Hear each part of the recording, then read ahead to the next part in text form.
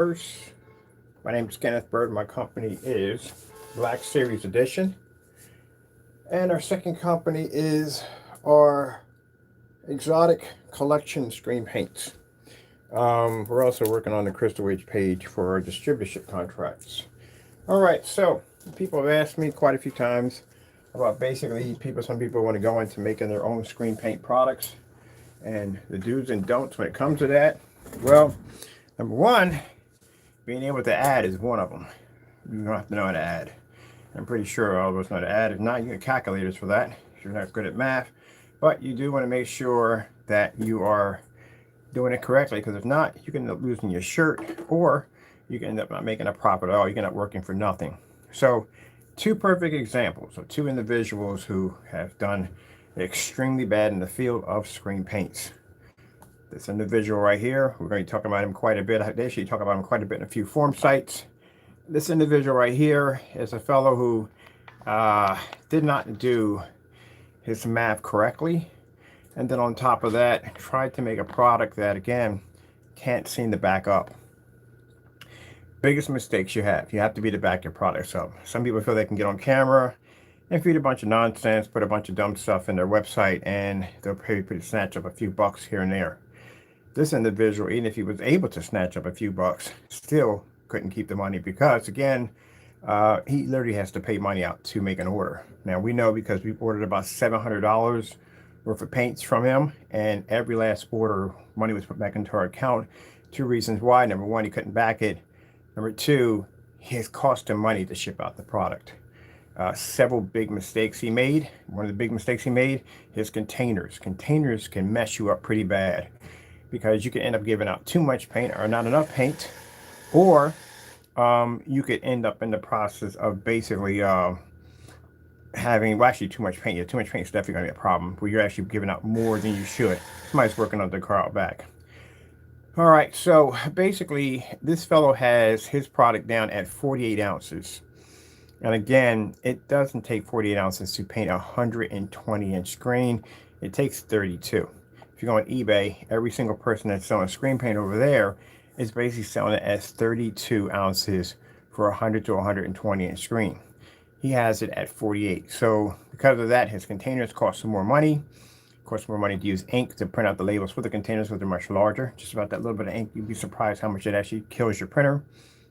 And then on top of that, he has things on his website that just don't make any sense whatsoever. The 4-coat application, bad idea. Don't do it. Bad idea, due to the fact that a 4-coat application, customers are not going to bother with it.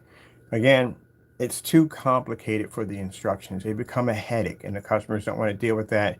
They want something fast, quick, and easy to apply to a surface. So that they're not going to do. They're not doing a 4-coat. People had problems with Goose Screen when Goose Screen had a 5-coat application, and half people didn't really want to do that at the end of the day. I've done one. Yeah, it's something you don't want to do. 4 coats? No, they're not going to do it. Some of the things he has in his own instructions don't make any sense.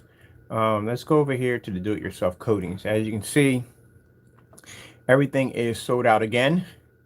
He opens up the shopping carts. I've seen him open shopping for a split couple of minutes here and there, but they never stay open. He can't keep the carts open for a solid year.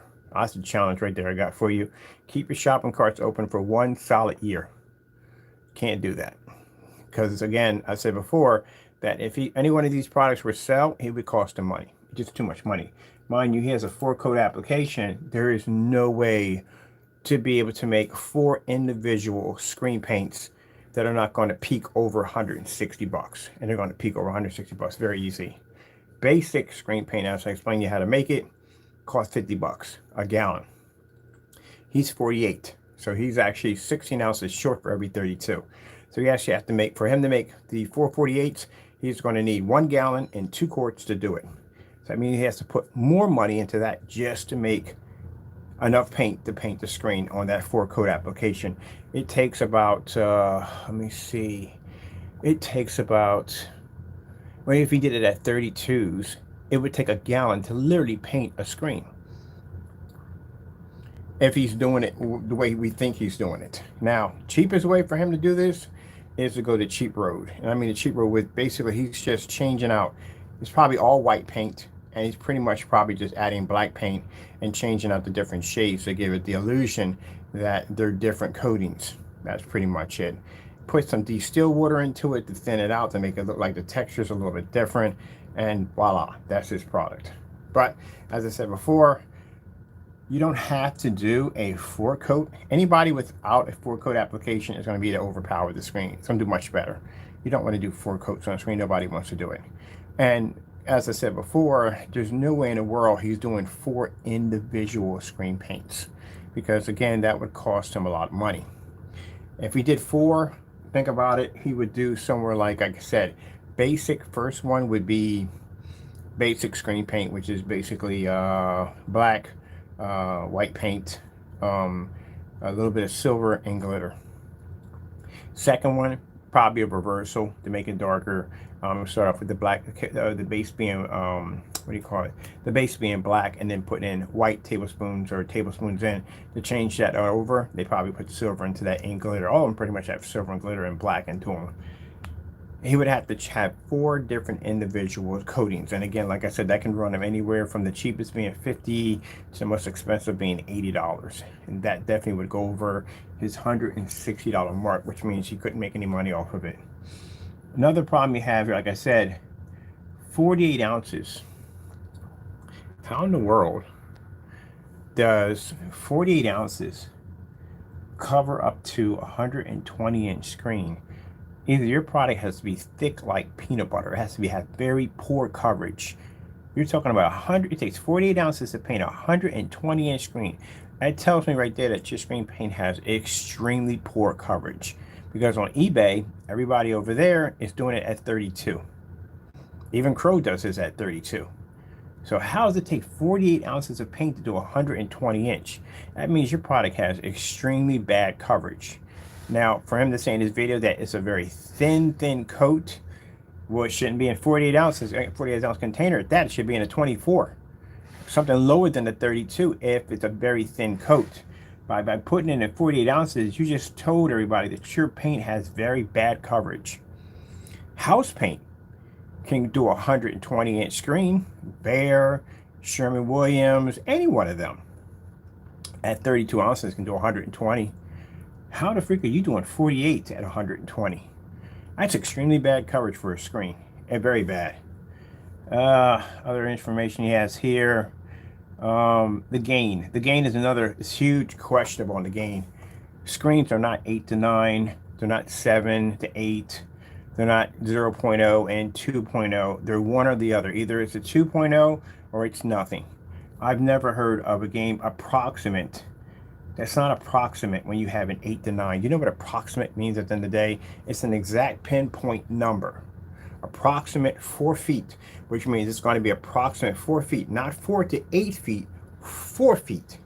So that you don't know what you're talking about there. You don't even know what the gain on your screen is, because I don't know why you have 4 to 8. The paint on application, which I find disturbing, because as I said before, he has a chart here showing you, this is all the instructions on how to paint the screen in. Yeah, it's nightmarish. You have a chart here. What's the purpose of the chart?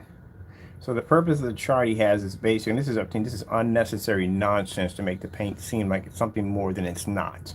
You don't need this here at all, because again, what if the person's using a paint sprayer, or he decides to use a roller and pan? Where does this come in at on a roller and pan? How would he apply that line with a roller and pan or a paint cannon? He can't. So that's not even necessary. That's just stupid. That shouldn't be there to begin with at all. Let's see. Now this crazy nonsense. Who the freak is going to go through this? It says for a 90 to a 100-inch screen, we recommend you pour a 3 to 4 cup. Wait, you have a measurement for what cup they have to use? Oh, this is freaking bananas. I didn't even read through this section right here, but this is absolutely bananas. The 3/4 cup, so that's what you need for, it's a measuring cup for 3/4 of a cup to pour across for that line. All right, think about that for a minute, people. So that chart he has up there, you have to pour it has to be as wide as 2 to 3. That's what he has in his instructions. But he's saying here that you need a cup, the 3/4 cup, the measuring cup, 3 and 4, whatever cup, to be able to pour that particular. That's the dumbest thing I've ever heard in my entire life. It doesn't make a difference if you pour that in. Keep in mind, when you pour paint, paint goes pretty much anywhere it wants to go. It's virtually impossible to pour a line that's going to be approximately 2 to 3 inches wide. And you're gonna tell, oh my goodness. Dude, you have no idea. I got to copy and paste this to a form site. They got to read through this mess. I just realized, I looked at that. It doesn't make a difference what size your measuring cup is. You're not going to be able to pour that. That's impossible. There's no way in the world you're going to pour a line that's going to be exactly 2 to 3 inches wide. Because paint, unless it's thick like peanut butter. Now, if it's thick like peanut butter and it doesn't have the ability to be able to expand when it hits the surface, then you can do that. But if you're saying it's a thin like coating like water, then what's going to happen when it hits? It's going to whoosh. That's like trying to take a cup of water and pour a line that's 2 to 3 inches wide. That's literally what he's explaining to you what you have to do. That's not going to happen. So you're going to do for a 90 to 100 inch screen, we recommend you pour a 3 to 4 cup across the screen as shown on the graphics. Seriously. They would have literally a better chance of finding uranium. Really would have a better chance. Do you see how far-fetched and how stupid that sounds? That's the dumbest thing I've ever heard. So let me explain the concept here on how dumb this is. All right. You see that pattern? That's supposed to be the screen. You see that line? That's supposed to be the paint. He's saying that you have to get a measuring cup, 3/4 measuring cup, and you're going to pour to do a 100 to a 90 inch screen. You have to pour a line that is 2 to 3 inches wide. That is not going to happen with paint. Because the minute that paint hits the surface, it's going to expand way beyond a 2 to 3 easily. But you have to have a special cup to pour that out. This is what I'm talking about, people who do too much when it comes to doing projection screens. They want to make it sound like it's so complicated, so hard, like something's really interesting about their product. It's so complicated. That's bull crap at the end of the day. That's absolute bull crap. No one's doing that crap. It's just too much. Let's see. So we got for a 90 to 100 inch screen, we recommend you use a 3/4 cup across the screen as shown in the graphics above for each coat. For 105 to 120 inch screen, we recommend you pour 1 cup material. So let me get this straight. Danny, this is the dumbest thing I've ever heard in my entire life. You're telling me that by choosing different measuring cups, I'm going to be able to pour that line up there across that screen at 2 to 3 inches wide. And if I do this with the 1 cup, what happens? See, this is where your stuff becomes questionable. So what happens if I decide to use a 1 cup instead? What happens? Will I still be able to achieve a 90 to 100 inch screen? Good gracious, man. Do you crack books? It doesn't make a difference. A customer doesn't need all that at the end of the day. All he has to do is take the paint, put it in the pan, choose the screen he has, paint the screen, and that's it. That's all. That's how easy it is. All this is not necessary. This is stupid. Why do you even have that there? All he has to do is take the paint, all right, 32 ounces, pour it onto the screen, done. That's it. Everybody does that. Everybody, even Jamie, everybody does that. Why do you even have that in there? That is the most complicated, useless form of information I have ever seen in a freaking advertisement for screen paint. You're telling your customers that in order to paint a 90 to 100 inch screen, we recommend you pour 3 to 4 cup. So that's how much you have across a line across the screen for that screen size. This is what we do. Done. So it takes three. Oh, that's the dumbest thing I've ever seen in my entire life, man. That's just downright stupid. How am I get my charge pack here? My goodness, that's stupid. So what's the point of basically putting into 48 ounces? That doesn't make any sense. If you have it in 48 ounces, what's the point of having, you said it paints up to a 120 inch screen. So why in the world would you need 3 4 cups across the screen to paint in a 90 to 100 inch screen.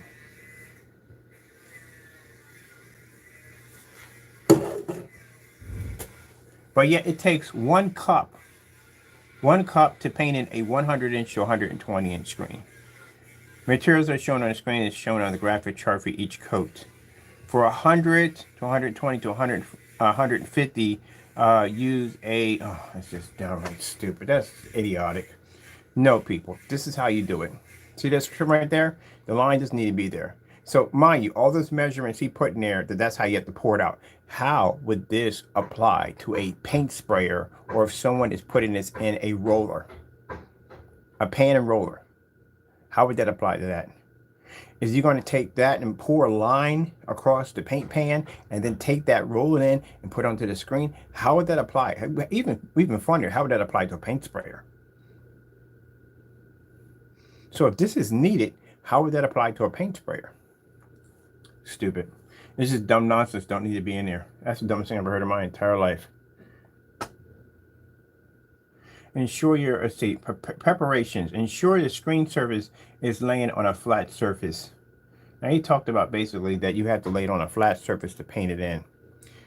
Again, you have people have stationary screens at 120, 150 inch screen. No one's going to drag a 150 inch screen off a wall, lay it down, because keep in mind, this is a 150 inch screen or 120. They're pretty big screens, which means you're going to have to move furniture out of the environment in order to make room for the screen. You've seen me do it before. When I pull that screen off that ceiling, 126 inch, 127 inch, I got to move things all over the place in order to have the screen lay flat so I can paint it in and then pick it up and put it right back up on top of the in its place. Now the reason why I can't paint that screen when I had it directly, because that screen is connected to the ceiling, it hangs. So if I paint it, the screen swings back and forth, so I don't get any kind of a solid foundation. That's the only screen that I have to disconnect and lay flat. But when I do this, I have to move furniture all over the place, because a 127 inch screen is pretty big. You're talking about 150 inch he has down there in his measurements. That's a monster size screen. I've had a couple 150 inch screens, and you literally have to move stuff out of the living room in order to put that screen down, to paint it in. So that's going to be a headache. I know that for a fact. Stirring. You even have instructions here for stirring. Stirring the formula very, very well. It includes the side and bottom. A few minutes stirring time will serve you well. Light stir. God, are you seriously? You put a thing in here for light stir? Light stir again for each coat. You ever seen the guy on the TikTok video who watches the TVs and he has that funny look on his face every time he sees something downright stupid and idiotic? This is downright stupid and idiotic. It is. Dude, no. If you're making screen paint products, you want to get into the field, 1 coat. That's how you do it. 1 coat and be done. Do not do this. This is a bad idea. Because again, customer reading through all this is definitely not going to hit a shopping cart at the end of the day. I got to go through all this. Are you kidding me? It's like the equivalence of putting together IKEA furniture. If you ever had the luxury of doing that one before, I've done that. Well, I can't say it's a luxury, but I've done that one before. It's like a Harry Potter Lego set. Harry Potter has this massive Lego set. It's like putting the entire thing together blindfolded. Not IKEA to make good furniture, but their instructions are a bit crazy. Yeah, this is too much. This is too much. Applications. Carefully move the formula around on the screen to ensure that the screen is fully covered with the formula. I said carefully, so as not to slosh it off the side of your screen with a quick thrust. Note, fully covered doesn't mean that the coat will work evenly. To the contrary. It will not. The goal is to simply ensure the full surface is wet within the material and not saturated. So basically what you just said there in that whole area right there, that basically you have to just paint the screen to get it wet. That's stupid. I'm sorry, people, that's stupid. Why in the world? First things first, by the time it takes you to paint the screen to saturate it to get it wet, why are you doing that to begin with? What is the purpose of that to begin with? Because the average person can come in and take bare surface screen, Sherman-Williams, and just coat it one time and be done. He's finished already. Even our technology is done already. Okay, let's see. Starting on each side of your screen, apply a good amount of pressure, rolling bottom to top of the screen in one full line. Move to the next line beside where your previous roll ended. Repeat across the screen until you have a good even distribution of formula on the screen. I swear I think I'm actually in the process of actually discovering the Da Vinci Code. No, they're not doing that. That's just too, it's a headache. It's a headache just to read it. All right, let's see. Let's scroll down. We got more to go. This is the instructions, people.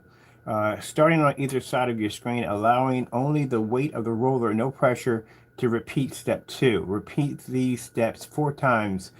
Feel free to use a fan to assist in drying time, but allow each coat to sit for 2 to 3 minutes. So each coat has to sit for 2 to 3 minutes before applying the fan. So even before you apply the fan, each surface, each application has to sit for 2 to 3 minutes. You can't even put a fan on it. Remember to allow each coat to completely dry to the touch. There you go, Danny boy. Did you write that right there? Do you understand what fusion is? There's no way in the world possible that any of those coats are going to marry into each other if each one of the applications are dry to the touch. How would they connect? How does that work? Curious, how would that even work? So in order for that screen to be a stacking system to fuse together, and each one that fuses together turns into this morphic, mighty Power Ranger screen. Okay, wrong choice of words on that one. Voltron, I don't know, whatever. Transforms into whatever you think it's going to transform at the end of the day. How does that work if each one is dry to the touch? That's like me laying a door against a door and say, look, it's going to be a stronger door. It's only a stronger door if it's bolted together. Because each application of each door attached to the door to another door is going to make the structure even stronger. But it's not going to be stronger if there's nothing to attach it to. So how is this? No, I figure let's move on. That's not going to happen. There's no fusion going on there. If each surface is dry to the touch, how would that even work? How do they fuse together? Let me explain to you, Danny boy, in a way you can understand this. And say you take a glass, right, and you put a lid on top of it, right, and you take some food coloring. There's no way in the world that water is going to change, because when you drop that food coloring, it's going to hit the top, it's going to roll off of it, and that's it. There's nothing there for it to interact in any way whatsoever in order to change the outcome of the structure of that formula, or that chemical or water or whatever it may be, because it's not added to it. Now, if you take the top off of it and you drop it in there, then it changes. It causes a reaction. It causes a change. Yeah, kind of like what you're doing here. All right, let me see right here. Let's see. Remember, allow each coat to be completely dry to the touch. That'd be virtually impossible for them to be able to morph together or change or cause any kind of fusion if they're already dried before applying the next coat. Let's see. The approximate drying time is 1 to 5 hours. 1 to 5 hours? 1 to 5 hours for what size screen is the question there. What size screen takes 1 to 5 hours? Do you say you have 3 different sizes on here? So you have everything up to, I saw the 150 in there, which is not posted on your site. You have painted up to 120, but in your instructions, you have it up to 150. That needs to be on the front page so people can read that it does 150-inch screen. That'd be just about right for 48 ounces. But you're talking about 1 to 5 hours. So 1 to 5 hours for which screen? All right, you can shorten the drying time to approximately 30 minutes using a fan or heat gun. Oh wow, that's a huge, massive jump. So you're going to go from 1 to 5 hours to 30 minutes. 30 minutes on what size screen you're talking about? Because if you're doing a screen size of 180, it's going to take longer than 30 minutes to dry that.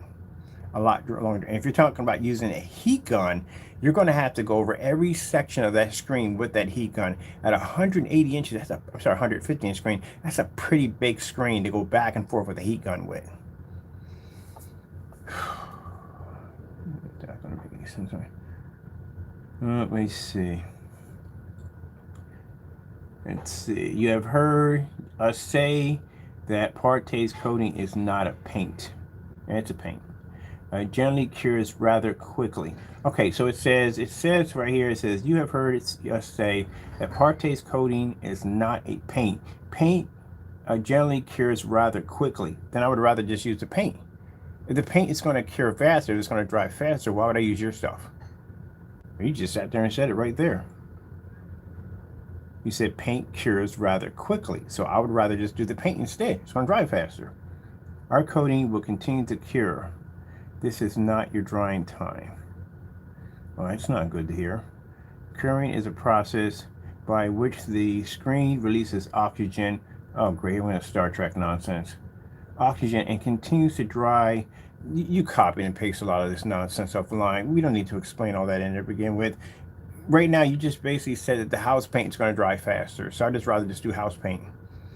Okay, so it basically puts ourselves some polymers and do over about a period of 5 to 7. What the freak? Are you kidding me? This is not a drying time. Curing is a process by which the screen releases oxygen and continues to dry internally as polymers, you love that word, don't you, do over about a period of 5 to 7 days? You see this, right?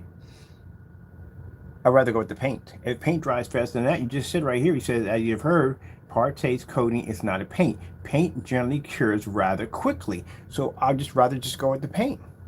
I'm not going to wait 5 to 7 days for a screen to dry. It's too long. 5 to 7 days. Can you imagine that? 5 to 7 days? Again, you don't know what you're talking about.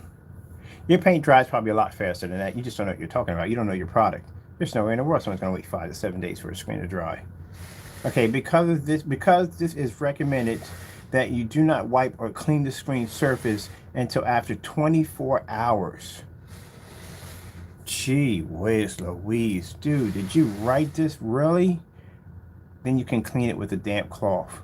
24 hours? Do you know how long it takes for one of my screens to dry? I like to do dry and paint on demonstrations all the time. As a matter of fact, we got them on the website. I painted a 250-inch screen. I was able to knock that out less than probably about 4 hours. Hang the screen and do a display on the same day. 250 inches. And you're talking about a 100 to 150-inch screen? And it takes that long for that screen to dry, and we can knock out a 250? Yeah, that's going to be a problem. All right, let me see. So basically, this is where you see the instructions on how it's done. And then you go over here and through all that you just read, everything that had to be done just to see the screen come in and match a wall in the theater room.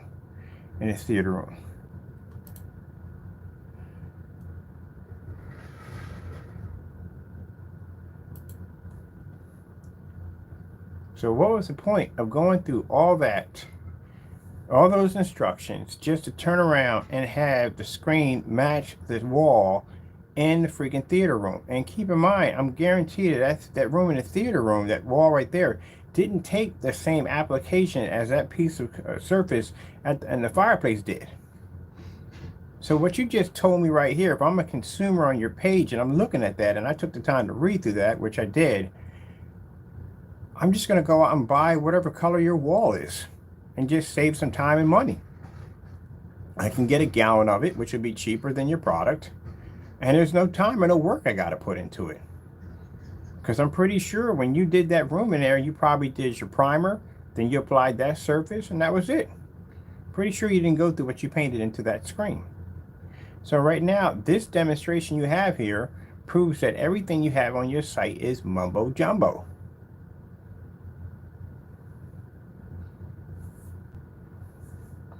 There, right there, where the mouse is at.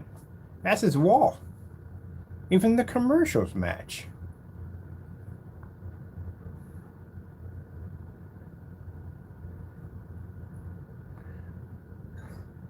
This shows he didn't test his product out on top of that. He didn't test his product. He didn't. I guarantee you that most of the great paints up there will match his stuff easily.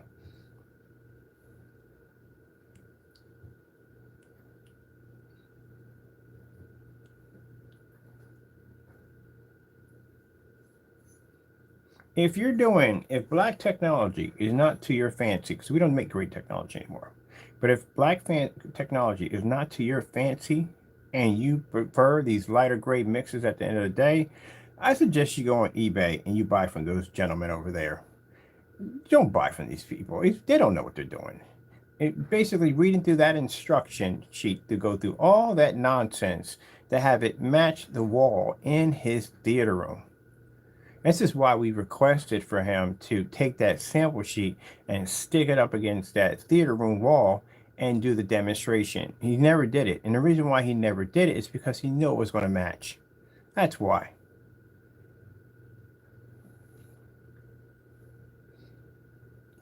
Even bigger question. Did you not see this in your demonstration, Danny? Did you not see when you had the camera? Did you not look over and see that your wall was blending into your screen? Did you not pick that up?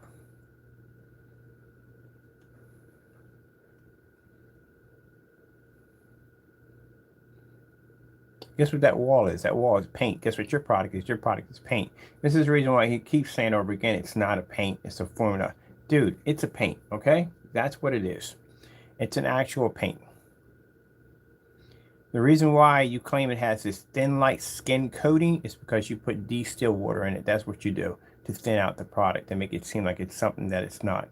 That's all you did to it.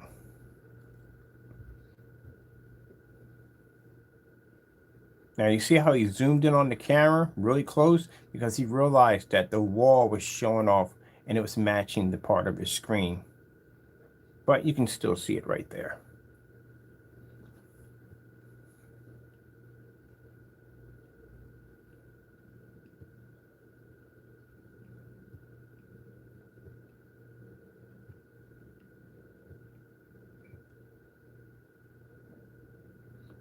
One of the don'ts you don't do, test your products.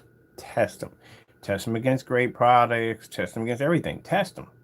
Because you don't want to do what this guy just did. This guy just wrote a whole bunch of nonsense on his website that now when the consumer comes in, if he does read through all that stuff, and he comes in and he watches this demonstration, he's like, gee whiz, is the wall not matching the screen?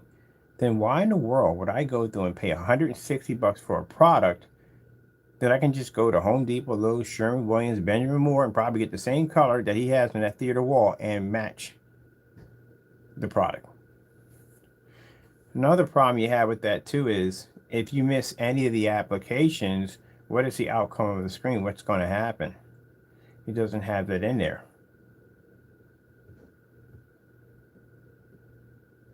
Look at that. That's completely washed out. Look at that. That is completely washed out. All that's washed out. I know that's a Chrome, Google Chrome right there. I used to have them.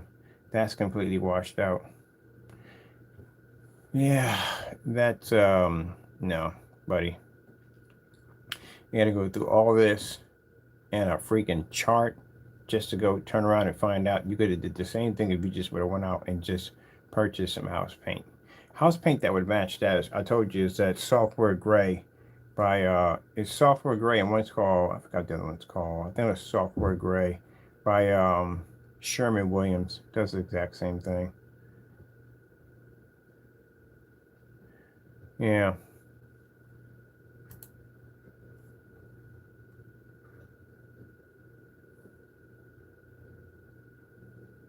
Yeah. This is going to stay this way. I got a little challenge for you. Try to keep your website open for at least 6 months. 6 months straight without it ever shutting down. Keep it open. I guarantee you, it'll never happen. You can't keep the site open. You keep the site open, anybody makes an order, he's got to pay money out of his pocket. $160, there's no way in the world he's going to be to do a 4-coat application on that product without it tipping, the cost tipping over past 160. He's going to pass 160 easy. There's no way in the world. The only way he could get away with that, unless he's basically going in, he's taking a bucket, 5-gallon bucket of white paint, and he's changing the tone by basically using black paint to change out the color of it, darker or less darker, to give it the illusion that there are 4 different versions of different paint, but there isn't. That's the only way he can do it. And even at that, he's going to probably skim off a good maybe 10, 20 bucks in his pocket. That's all he's going to get. Pretty much it. Shipping cost is probably going to eat the rest of that up. If he does do overseas shipping, $7 surcharge, Again, even that right there is going to kill you. You can't even do overseas. We can do overseas, but we have paperwork we have to go through. I've been doing overseas for quite some time. I know for a fact if you ship a large over there, a large is easy going to cost you 130, 140 easily. A medium-sized box costs you 80, 79 to 80 bucks, 80 to 90 bucks, depends on where it's going to. But the cheapest you can get, even if you ship to Canada, is 40 bucks on a medium. So I know that for a fact because I ship overseas. They ship overseas all the time, so I know how much it costs. But you got 48-ounce containers. They're not going to fit. Four of those will not fit in a medium-sized box. So that automatically has to go into a large. So if you got an order from overseas, that's an easy 130, 140 bucks. You got a $70 surcharge fee, which means you still got to pay money out of your pocket. That's not going to cover that. Wait a minute, you didn't even do the math on that correctly. Where did you even come up with that one? Good.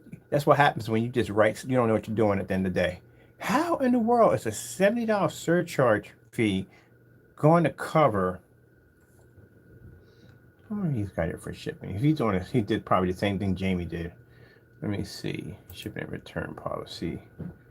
What's his? He got a surcharge fee on here? Because I'm pretty sure I read on here about a surcharge fee. International shipping.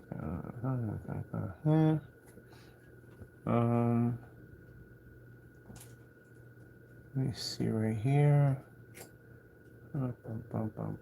Cancellations. Note we sell Monday through Wednesday. Your site's got to stay open for that policy. You can't keep your site open. Let me see. I know you didn't offer free shipping to overseas because, man, you're going to get murdered on that one. Even with a $70 surcharge fee, you're going to get murdered on that one. Overseas shipping is very expensive. Let's see. Shipping content. I say shipping. He says right here, he says, unless otherwise, specification shipping is free within the continents of the United States. International shipping, in most cases, we will have additional fees, but you don't tell what the additional fees are. You have to state what the additional fees are, what they're going to pay.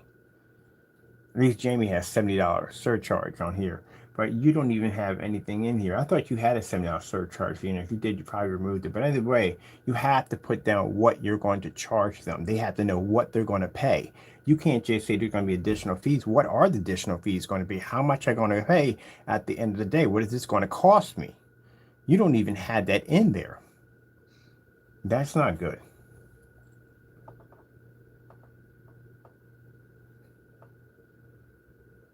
This is what I mean by bogus shipping nonsense. Now, you have to put in there how much those fees are going to cost. Because you can charge him anything you want. That's what's going to happen in this scenario. Whatever pops up, he's going to charge whatever he wants to charge because it's not initially stated how much his charge is for anyone who orders overseas.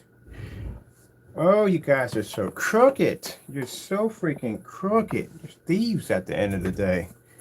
I can't believe you don't have that in there. You have to put that in there. You can't put that in there like that.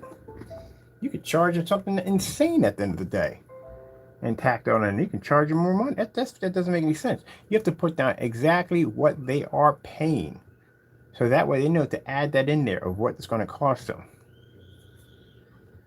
He doesn't have nothing in there right there. He says additional fees. What are the additional fees? How much are the additional fees? You don't have nothing in there. No, period.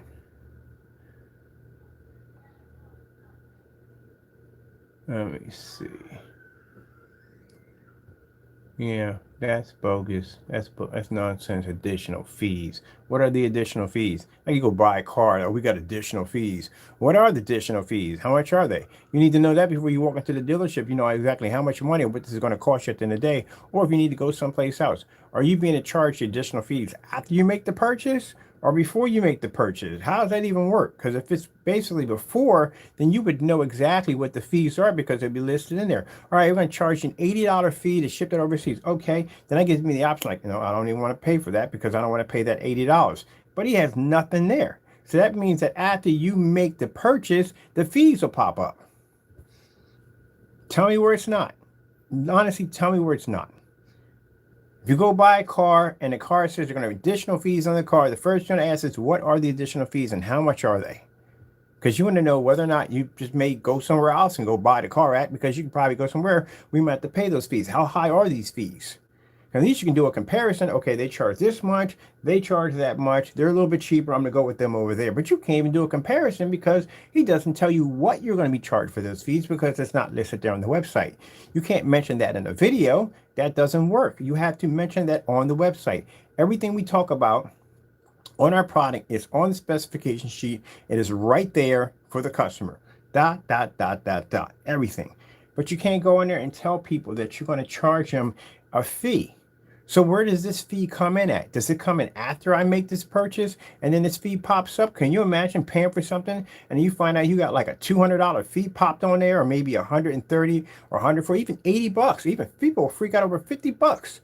So wait a minute, I already paid for this and I got to pay an extra because it doesn't say anything. You say you don't offer free shipping. Does it say you don't offer free shipping? Okay, it says shipping is free within the United States. All right. So most cases will have an additional fee. The additional fee will typically represent half of the additional cost of the shipping.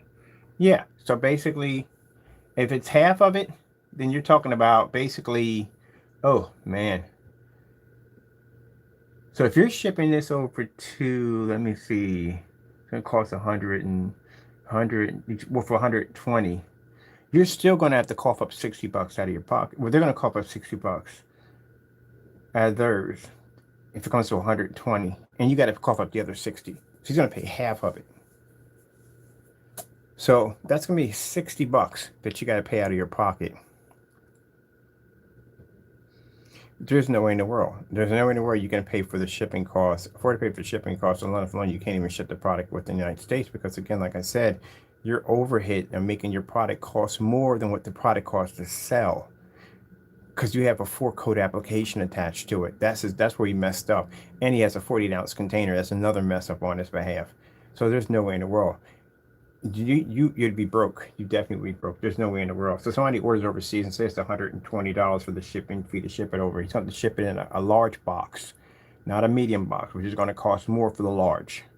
He's got to fit 4 48s in there. So say it's 120 bucks. He's going to take 60 bucks out of his pocket. He already has to make 4 different ingredients. 4 different ingredients. They can't be the same. They have to be 4 different ingredients, which means a basic ingredients cost $50. And at that, he can't make 4 gallons. If he had 32s, he has 48s. So he has to make a gallon. For each gallon, he has to add an extra. No. He doesn't have to have an extra 2 quarts to it. He's just trying to fill 148. Now, for people saying, well, he doesn't have to do a gallon. He can just do a quart. Oh, no, technically he cannot do a quart because he has a 48-ounce container, which means he's going to have to do a quart and 16 ounces to complete the 48. That's what he's going to have to do. So he has to be a little bit over a quart. But then again, that would be stupid because in business, why would you make it where you're making it at a quart at a time? You want enough of a splash over so you can make some money back. That's like if you get an order in for a quart of, for 1 quart, most people make a gallon. Because out of a gallon, at least they can make their money back from the 3 additional quarts that they'll have within the gallon, which means that's paint they already have sitting to the side. They can process and push out the door. That's not going to cost them any money at the day. There you go. So you don't make it by the quart. You would have to make it by as much as you possibly can to get as much paint that you can have for leftover for other future orders. That's what you would do. Because at that, you'll be just paying it over and over and over again, and you won't be making any money out of that. So that's definitely not going to be, he's going to have to make it by the gallons. That's what he's going to have to do. And that's going to cost. Oh well. Well, I got a challenge for you. I don't got time to do the math on it. It's just so much on how he messed up on it so bad. Specification sheets are definitely fake. There's no way in the world you're going to get a 2 to 8 gain off a screen. Not going to happen. The instructions are freaking bonkers. You could do the exact same thing with any great paint. The same color he has in the theater room would match the screen with no problem. Do the same thing without going through the headache. Claiming that your product's not a paint, your product is a paint. Your product's a paint with distilled water in it. You have it at 48 ounces. and you say you have it at 120, but you have two different forms of things, two different forms of specifications here. And the readout for the specifications, when you talk about the graphic chart, you have it here at 100 inch, 120, and then you have it at 150. But on the shopping cart, you have it at only 120.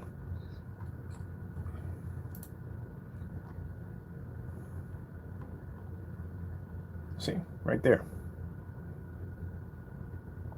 And your specification sheets don't match up. And what's the gain on this one? See, two different gains. You can't have two different gains. It's one or the other. 0.95 to 0.01.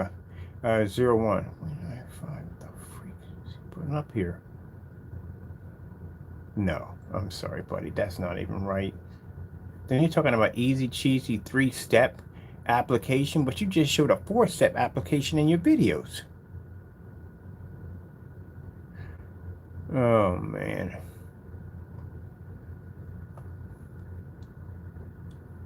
So in your videos, you tell the customers you're doing 4. And over here, you have 3. Well, which one is it?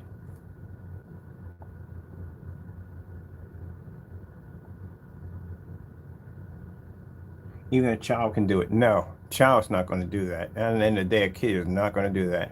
A monkey with a banana is not going to go down that road. And most people, consumers, don't want to do that. Let's go do a click, click, click. Let's see.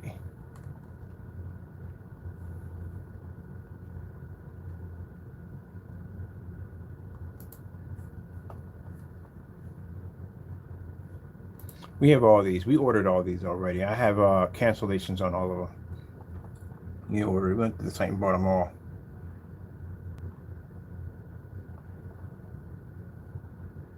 $40 because 120-inch screen. Blah blah blah. This is another one. You got this chart right here. No one's gonna bother with this. You're talking about 3,000 lumens, 160 lux, 150, 200. No, that's bull crap. No one cares about that. It's just too much crap to go through. Either it works or it doesn't work. Lights on or lights off. Does it work or not? Let me see. This one's supposed to have the same gain too. And this is supposed to be, which one is it? It can't be both. It has to be one or the other.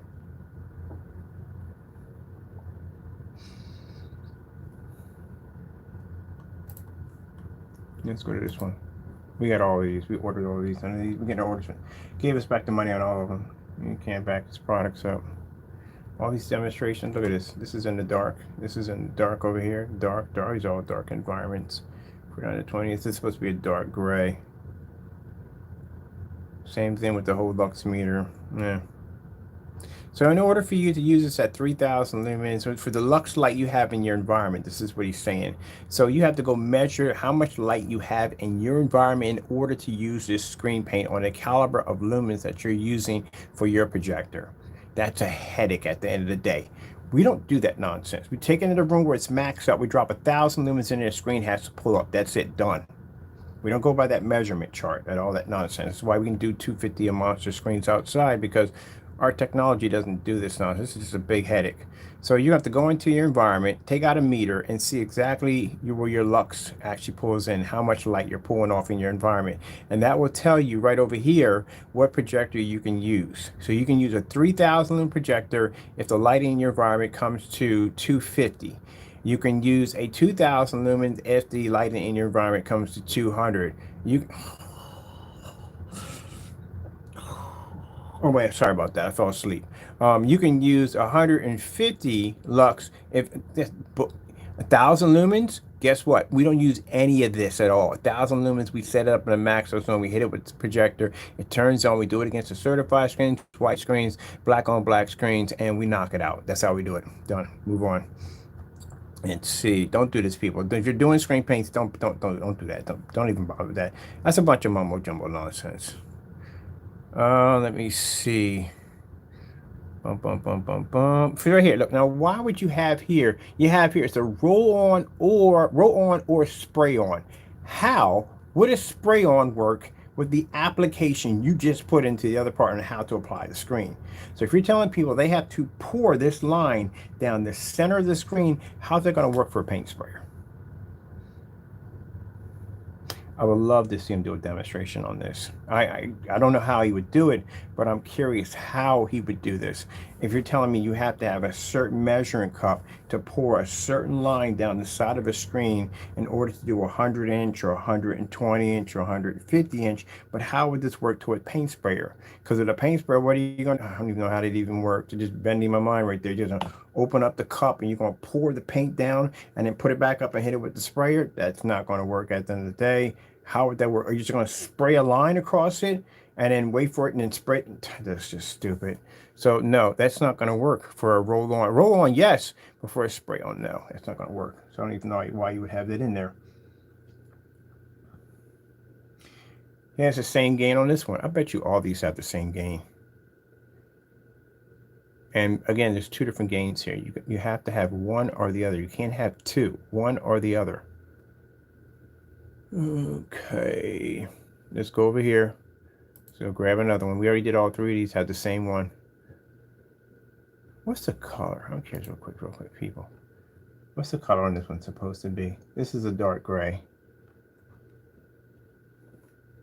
Okay, that's a dark gray. What's this one? Crow has three colors, actually the same color. He has gunmetal on all three of his screen paints. Doesn't know the color of his own paint. This color is supposed to be mid-gray. What's the gain on this one?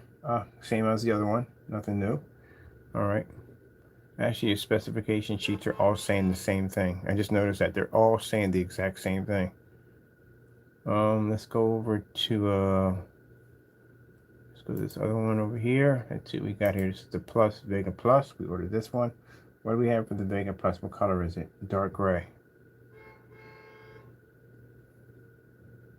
Did I just go through a dark gray already? No. Hold on for a minute.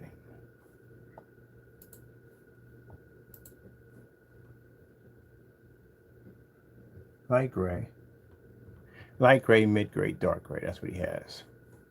Yeah, I can tell already from the door. Mid-gray, light gray, dark gray.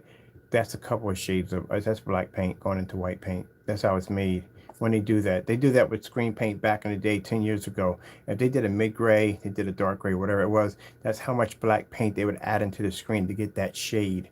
That's where that's trying. Automatically, yeah, I know what I know how you're doing it. I can tell, because keep in mind, I'm old school. I'm back when they first started all this nonsense with the great paints and all that stuff. A lot of these people came on ABS forums. A lot of people were on different forum sites, and now people were showing different mixtures they were making. Everybody was trying to get up to Goo Screen standard. And when people would do the different shades, that's what they would go by. They would go with light gray, mid gray, and dark gray. That's what you would have. And it depends on how much paint you put in order to get that shade. Automatically, you already told me what I need to know. I keep telling you guys, I've been around for a long time. So stuff you're doing in your videos, how your screens are reacting, they're reacting the same way as the screens reacted 10 years ago. The only difference is you're using a much more high-end projector than 10 years ago. That's all. That's why when you show demonstrations on another projector, it doesn't look the same as the projector you're showing your demonstration at all, period, because the projector is doing all the work. That's all. That's where that comes from. So when I was looking at that, it was how we described the shades. I was like, shoot, he's using black and white paint. That's what he's doing. That's how he's doing it. I bet she's home right now thinking, sucker right here, just figured out how my product is made. I know how your product is made. I know how your black products are made because you posted a demonstration on how to make the products, and I went online and I made it around the Supreme 8. It does the exact same thing. That first application you put on where it's smeared all over the screen, only time my screen smears like that and it won't grapple to the surface because there's something in there blocking it from connecting to the surface. And the one thing that you put into your products, you have a habit of, is putting oil and Vaseline into your products. That will cause basically the paint to separate and not be able to marry well to the surface. That's the reason why when you put in the 3 coats or 2 coats on that particular surface, you could still see the white surface, the original surface, still pushing through. That's why. You got something in there. No way in the world for a screen to smear all over that surface like that, and all that paint being underneath that roller, none of it's making contact with the surface. You literally have to lift up the roller and go through a light roll over top of it in order to get it to connect. That shows there's something in there that shouldn't be in there. And I guarantee you, it's probably some oil or Vaseline he's put in there. He did some demonstration about how to make black screen paint, and he put Vaseline in it, and it caused the same reaction. The roller just wouldn't be the state. It was just smearing. I had to lift the roller up to do a light roll because if I put any pressure on it, it was just smearing it all over the place. Let me see. All right, so we just went through this one right here. Pretty much, it has the same gain as the other one. It's saying the exact same thing, same description, it's saying the same thing. We went through all these. So this one's actually light gray. This is a mid gray. This is a dark gray. They're actually off by shades. You can do all that with basically with black and white paint. Same thing. If you get black and white paint and you start off with one shade, one scoop's going to give you a light gray. You do 2 scoops, that's a mid gray. 3 scoops, that's a dark. If you want to basically jump it where you get a little bit darker, then you just basically just do it this way instead. On the first one for the light, you put in 2. On the second one, you put in 4. And the other one you put in, is it 4 or 5? We got to do this by 1 scoop. So it'd be 2, it would be 3, and it would be 4. If you want it lighter in your steps, you will go with 1, 2, and 3. These are scoops you're going to put in. 3 scoops, 2 scoops, 1 scoop. But if you want to make it a little, start off with this, with the shades being darker, a little darker, then you start off with 2 instead of 1, and then you up it by basically doing 2. It's up by 2, 4, and then 6. Yeah, that's how you would do it. That's how you do your different shade levels. That's all. It's pretty easy to do. That's what they're doing. That's why when you looked over and you saw the screen, how bad it was washed out when the lights were hitting it. Yeah, great screen paint does that. It has that issue. That's how we know it's black and white paint, because it has that issue. All right, let me see. Let's go over here. Let's click on this one over here. So basically, if I was going to make your product, basically I wouldn't start off with all those other ones. That's just wasting my time. I would go with the first screen. First screen's a little bit darker, so I'd probably put about 2 to 3 scoops of black paint into white paint. And if I wanted to get their paint to thin out, I would do a half and half is pretty much what I would probably do with de-still water. That would make it thin, but it also would make it take at the same time.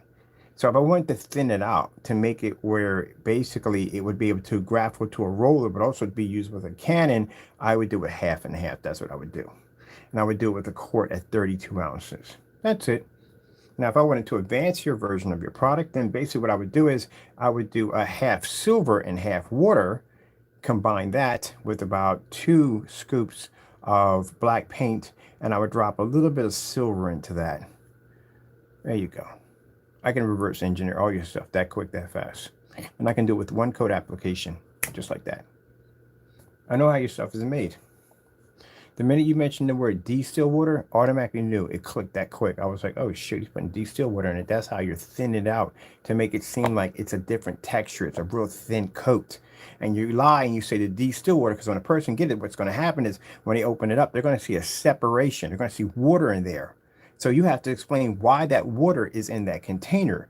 Because what the water really is in there for is basically to make the paint seem thinner. But you said that it's put in there to act as a delivery system, so that way that the paint doesn't basically evaporate, which is nonsense, because if that was the case, anytime you went to a paint store and you bought paint, you would have a little bit of water in there. So yeah, engineered. Use engineer quite a bit. Stop using that word. Your product is nothing more than just a half. And if I was going to make your product, like I said, half and half, try me, make it. I guarantee it'll match your stuff. Basically, if I was going to do it your way, easily, I'll just take your paint. If I want to make an advanced version, a better version of what you have right there, I would just go down and get some of that silver and do half of that with water. And then I would put in about 2 scoops of black paint and some of that extra fine glitter you find at Lowe's. About 3/4 is all you're going to need. That's basically about it to get it to jump. And that's it. Wouldn't put any oil in there, because then you'd be smearing the screen all over the place. It's not going to adapt well. All right, we're in this one right here. What do we have? This one doesn't even have a color to it. Does it have a color to it? No. It says note. It's not black color screen. It is a dark gray heavy contrast screen. Man, these colors just get weirder and weirder. So we go from a light gray, we go from a medium gray, we go to a dark gray, now we go to a darker gray. This is not green, but it's a darker green. Do you have no? What is the color of it? Do you have a name of the color of it? Maybe it's going to be called fuchsia black. You know what the color of fuchsia is? And it's black. There's two combinations that made that color. Not fusion, fuchsia. All right, let me see. Blah, blah, blah, blah, blah, blah, blah. We have here. Let me see. It still has the same gain. They all have the same gain right here. That would be virtually impossible. Screens that are white or lighter screens have a much lower gain. The darker the screen, the better the screen has a chance of basically collecting and capturing light, which means that these are darker screens that are much better for ambient light rejection technology. There is no way in the world that if you look at the screen categories, there's no way in the world you're going to look at a screen that says 0.1, which is a white screen, and then the next screen, which is a mid-grain, is going to be 0.1. And then the gunmetal is going to be 0.1. That doesn't make any sense. There has to be a change in there somewhere. That's why we don't use this right here. We don't use this system right here. We have a chemical we drop in that does that. We don't do that. We just put an abbreviation of the chemical we're using. But you're talking about approximate gain. It's not approximate gain if you have two versions of a gain count in here.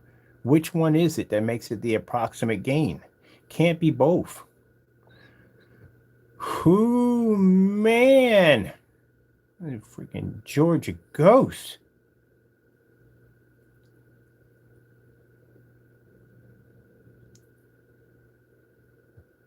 Here it is. He has it right here. This is not recommended for ultra short throw projectors.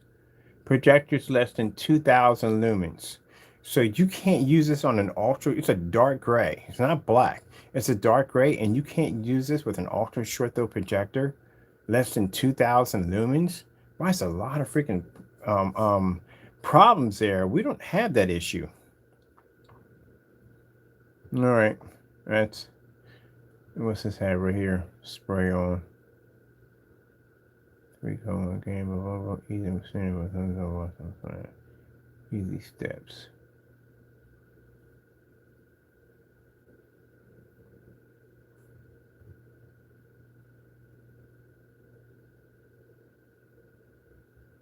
Let me see something for a minute here. Yeah, he's got some stuff and it's not making any sense here at all, period. All your pictures are here in the dark.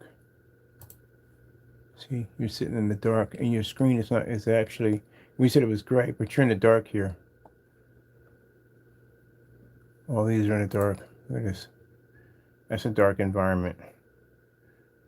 See how see up right here in the corner where the corner is nice and dark? That means there's no light hitting that at all, period. He has the light shifted so it's going this way instead. So that's why you have that dark shadow on the back of the screen. Your environment's way too dark. But then again, you did say it doesn't work in a fully lit environment, so it's not ambient light rejection, which I don't see anything in here that says it is ambient light rejection technology, because it can't be. It doesn't have the capability to do so. And your gain being a 0.95, where you have 95 or 0.95, but you have no, buddy, you're not picking up that. You wouldn't be in an environment that dark if your gain was that high. There's no way in the world. That doesn't make any sense. Why are your images so close? Why are you literally so close with Another thing you don't do. When you take images of your screen paint products, make sure you get the entire room, the background, everything, so everybody can see everything that's going on. This is just downright stupid. He is way too close to the screen, which means he's zooming in on the areas that actually come up best on camera. That's what he's doing. He's hiding. Because here, if you click on here, you should be able to see something a little better than what he's showing. Let me see right here. See how it's zoomed up? Not supposed to be that way. I'm sorry, buddy. You got to back that camera up, man. You and crew on these cameras, man. You being right up on top of the freaking screen. What is going on in your world half the time? Sometimes I wonder. Back that freaking camera up, man. These are our demonstrations. You see how far I'm away from my screen? So you can see the entire environment with the screen with it also. This is how it's done. You're not supposed to be sitting right up on top of the screen. Back it the freak up. My goodness. What is wrong with y'all doing that? Who does that? You're sitting right up on top of the screen. It's like me sit up on top of the screen. You can just see the cat's eyeball, and that's it. Look at the clarity. Look at the color. Look how amazing it looks. No. Stop doing that. Did I go in here and put my, oh yeah, I forgot. I'm building a page on that section, so you won't be able to see that. I'm still working on something over there. Oh my goodness, I'm way too close. There we go. Yeah, because I'm building this section right over here. Yeah, you're way too close to the screen. Crow does that nonsense. Gets right up on top of the screen and says, look at the clarity. There's no clarity there. You're way too close to the screen. So again, when you're taking pictures, stand back. These are people who don't be making, if you're making screen paint products, don't do that dumb nonsense of zooming in. That's the dumbest thing you can do. You need to back up. You need to see what the environment looks like. This right here doesn't mean jack at all, period. All right, now it's the same game. Where are we at right now? Let's go hit another one real quick. I got free time today. I'm done all my paperwork. I am finished. Finished. All right, where's your business license, by the way? Now we're on here. Coming soon. This has been coming soon for quite some time. Literally been coming soon. This has been coming soon for about a year so far. This has been coming soon. This is supposed to be not intended for ultra short throw projectors. None of your stuff works with ultra short throw projectors. I'm seeing is a lot of your stuff doesn't work with ultra short throw projectors. 48 ounces, covers us 120 screen. This is a matte black, so it doesn't work with ultra short throw projectors. I don't know how you're comparing yourself to me. I do ultra short throw projectors on black screen, so I don't even know where that's even coming from. That doesn't make any sense. What's your gain on this one? 8 to 9. Which one is it, buddy? Is it an 8 or 9? Can't be both. It's got to be one or the other. That doesn't make any sense. Designed for standard short throws. Let me see. Screen works with ambient light. Let's see. Designed for standard short throw and long throw only. Not recommended for ultra short throw projectors. Well, guess what? Our stuff works on ultra short throw projectors. So again, how would you be comparing yourself to me? First of all, how do you not work with an ultra short throw projector? That thing is literally sitting right up on top of your screen at 3,000 lumens. It's right on top of the screen. You have no distance throw whatsoever. It's right there. How would you have a problem with that? That is a huge red flag. If a screen has an issue pulling up an ultra short throw, that is a major red flag, because again, the ultra short throw is sitting right on top of the screen. Unless you're hot spotting, something's going on. Or maybe when you turn to the side, the screen goes dark, or ultra short throw just is not going to work at all on your black screens. This is one right here, seasonal. That's another one I got to understand. How does the screen paint become seasonal? Now we do acoustic screens. Acoustic screens are seasonal because we only spray them in the summer. In the wintertime, we don't spray them. So it's a seasonal screen. So how does this become seasonal?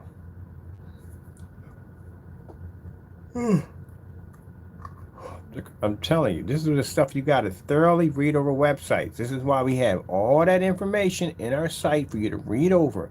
And we have video demonstrations backing up everything we talk about. How is a screen paint seasonal? Oh man, I would love to get this guy alone in a room, man, to interrogate him. What the freak is seasonal on a paint? I've never heard of that before. Oh, we don't have that paint. It's seasonal. Never heard that before. How is that seasonal? What is about that makes it seasonal paint?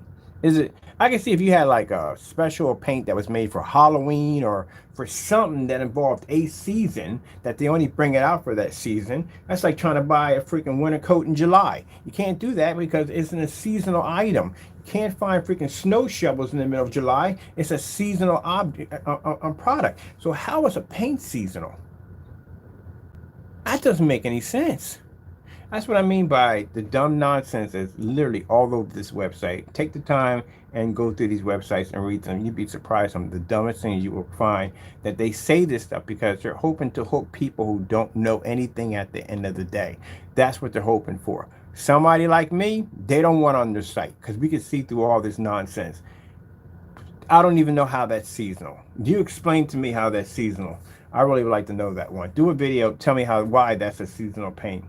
Because that doesn't make any sense. That sounds like you have a black paint up here, but yet you have it designed this way because you can never sell it because you don't want anybody to have it because it's fake. That's what that comes. Get this in here running correctly. There we go. So sorry about that. I'm not monitoring my phone. I never do monitor my phone when I'm actually working. Come on, man. Get up in here.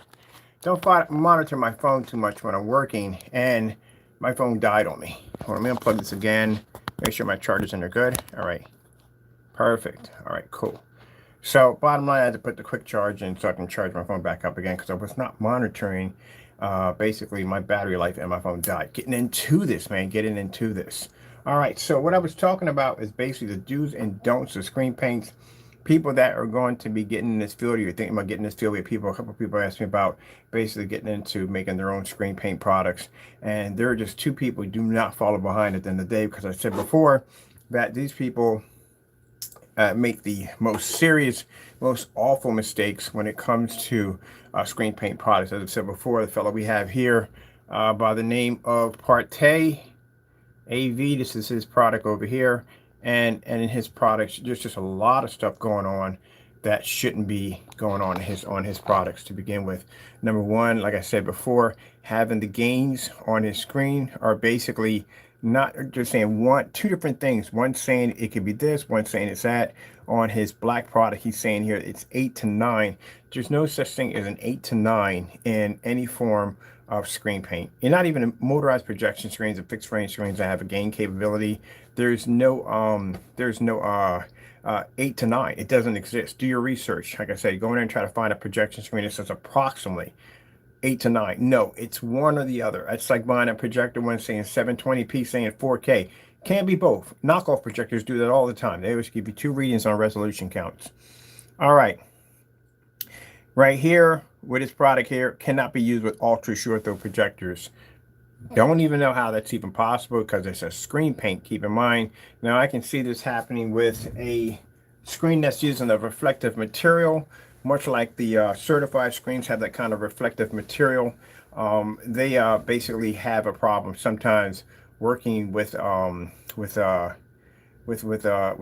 short throw projectors. That's why they have a special screen for themselves. Screen paint, on the other hand, should never have a problem with ultra short throw projectors. It should be to run quite fine with no problem whatsoever. So with that being there, that is a huge major red flag on something's going there. Maybe it's hot spotting. Who knows what's going on? Let me see.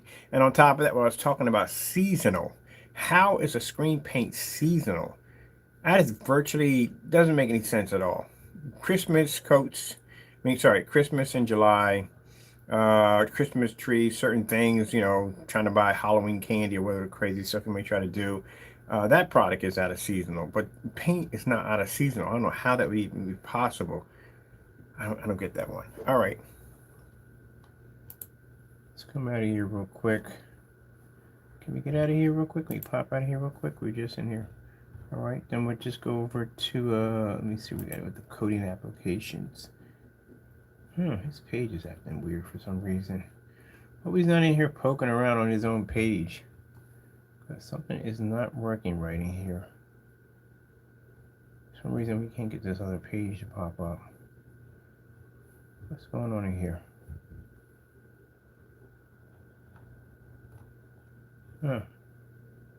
Alright, that's weird. Let's hit this again, see what's going on here. Bit of refresh on the page. For some reason the page is not refreshing. Don't know why. My computer's working perfectly fine. For some reason we just can't seem to get that application to work right. Let's go pop over here and see what's going on here and then go back.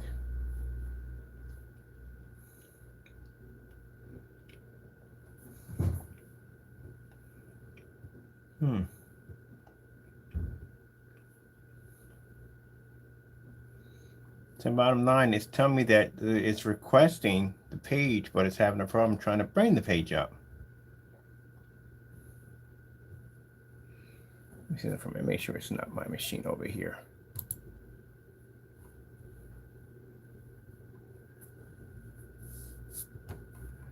See if we're not having a problem on this side. Uh-oh. Wait a minute. All right, about to say, Tony, the site couldn't be reached for a minute. Let's see what's going on here. All right, let's go back over here, see what's going on. Ah, look. He wanted and added a little message for us because we're on his website. He put down Kenny is a dummy. Wow, that's all you have right there. That's it. So basically, like I told you, these guys are fakes at the end of the day. I told you something was weird because we had a bit of a hiccup there. That means he's doing something on the page. So he went in and put my name and says, Ken is a dummy. Wow. Buddy, that doesn't help you.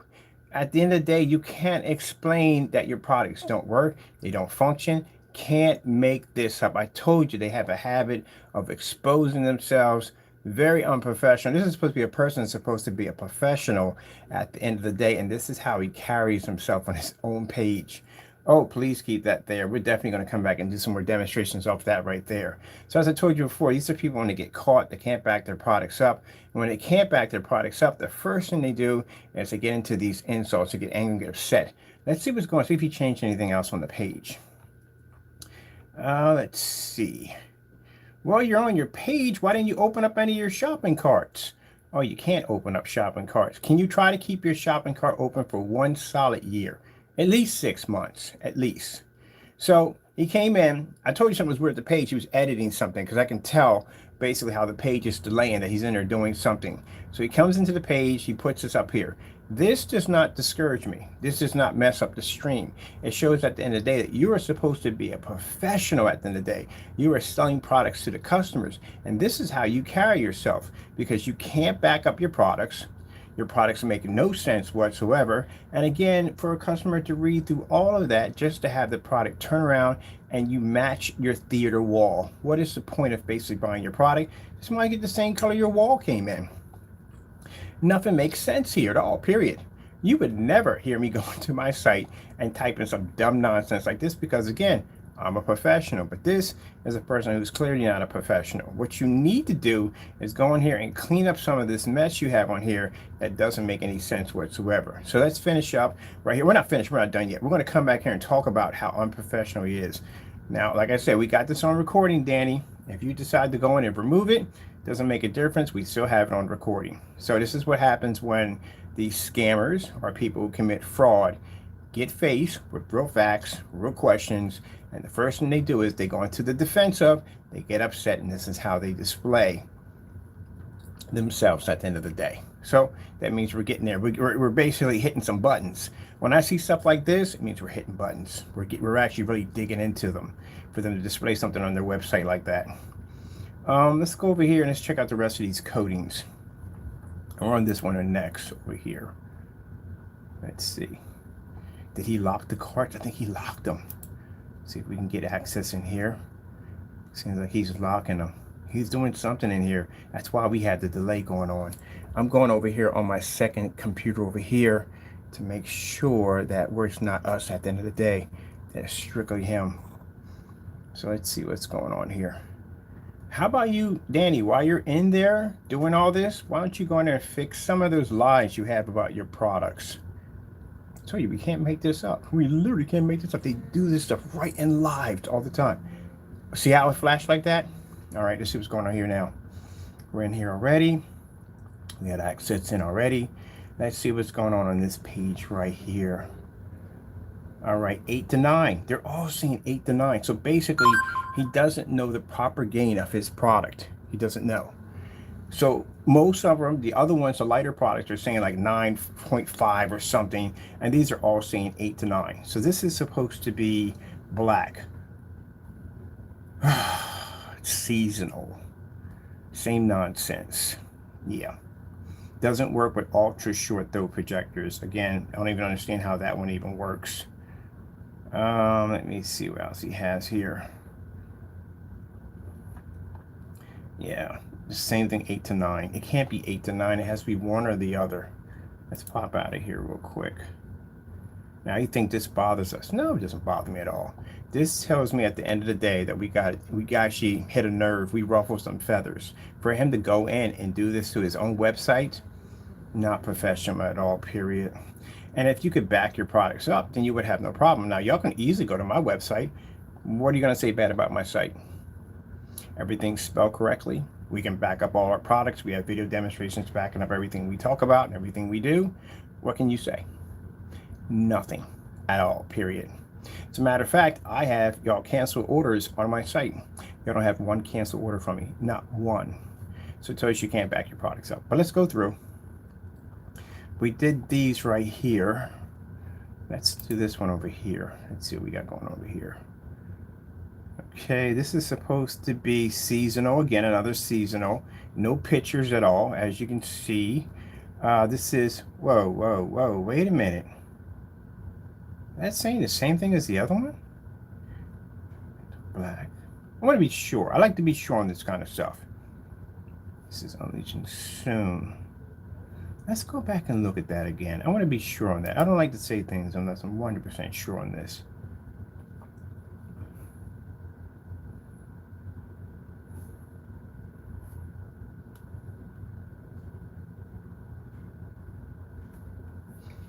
Make sure 100% sure. He's in the site doing something. You could tell. Site slowly.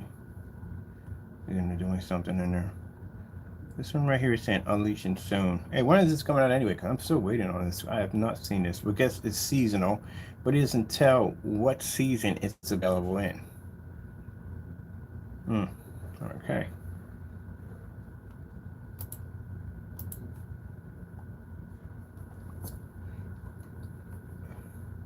Now, last time we was in this site, we're ordering paint. He took down the entire marketplace. We got a 404 error that popped up telling us this site was no longer there because he pulled it. I want to see something for a minute.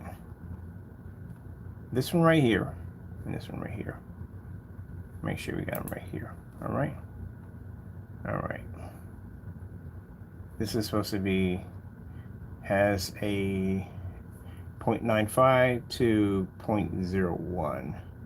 Just has the same as the other ones right here. This is supposed to be dark gray.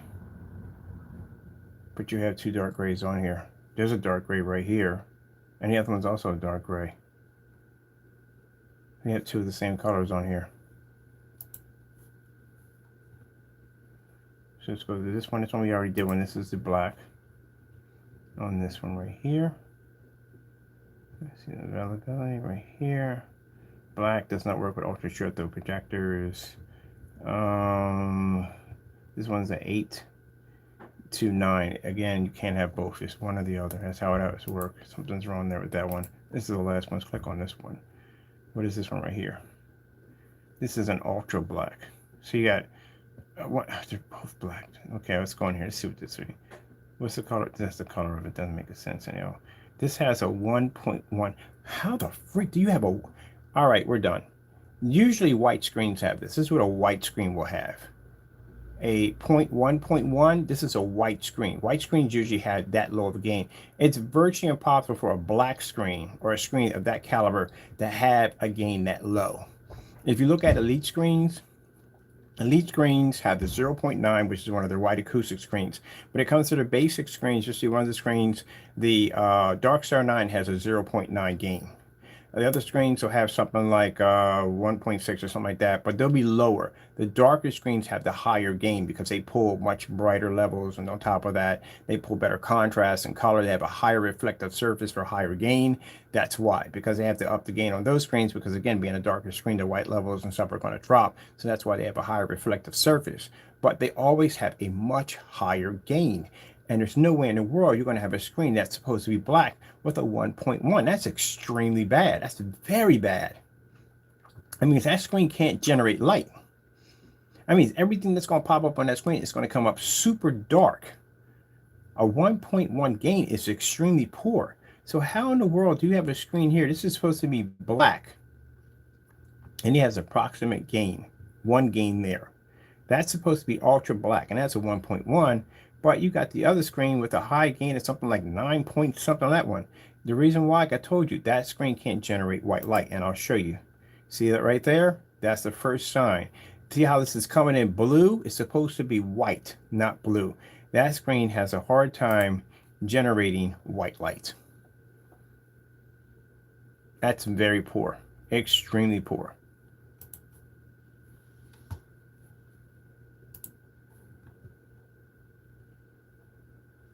See how dirty the colors look? The colors are supposed to be much brighter than that. 1.1 gain on a dark screen. Yeah, no. No, no, no, no, no, no, no, no, no. No, that's really low. That's a very, very extremely low. White screens usually have a gain that low. That's pretty bad for a black screen to have a gain that low. Gunmetals are not even black screens, and they have like 0.9, 0.8. They're high end in gain. I don't know how in the world that's even possible. That looks pretty bad. Do they have a video on this thing?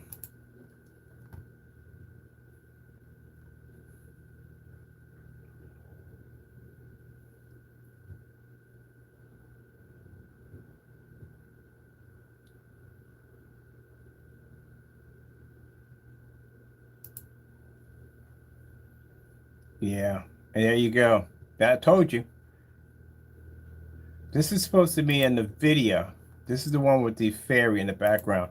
All this is supposed to be well lit. You can't even see the trees. Mind, this is a NVIDIA graphic card demonstration, which means they're going to show the insane detail in this car. This card, they're going to be to show beautiful colors. You're going to see high white levels. That's what's going to pull off when they show off this graphic card.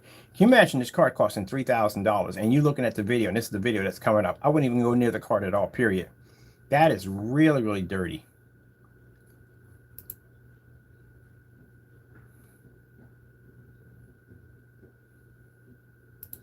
The problem we have here, background, there's supposed to be trees. There's supposed to be light pushing in through this background back here. Let me see.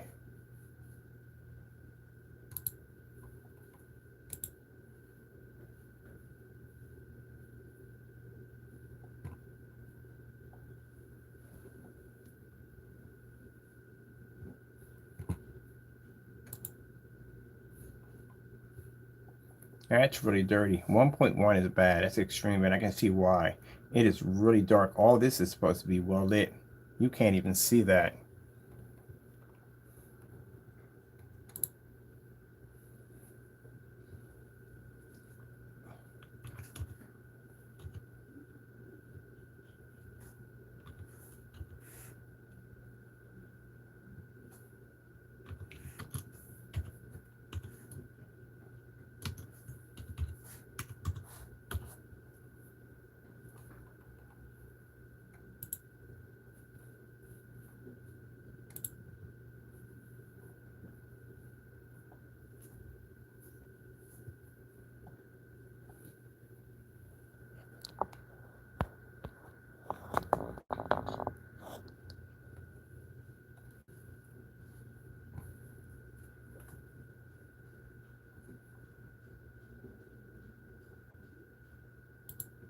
Now, you see how the trees look right there?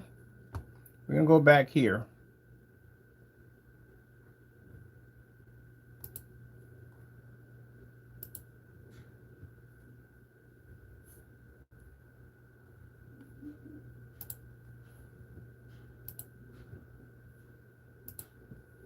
You see the difference between the two?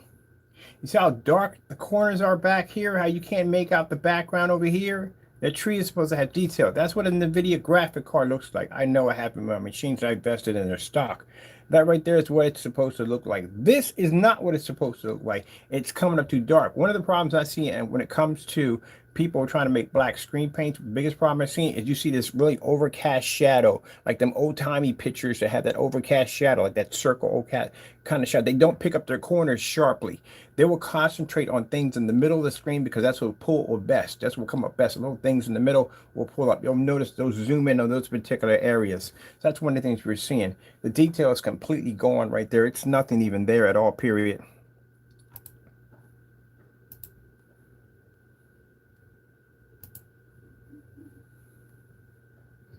You see a difference in that. That is extremely, extremely bad.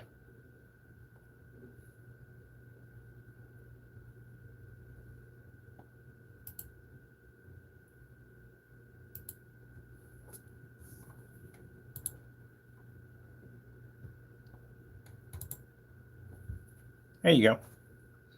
I sat there and said it before we played the video. What did I say? I said 1.1 is extremely low on a black screen.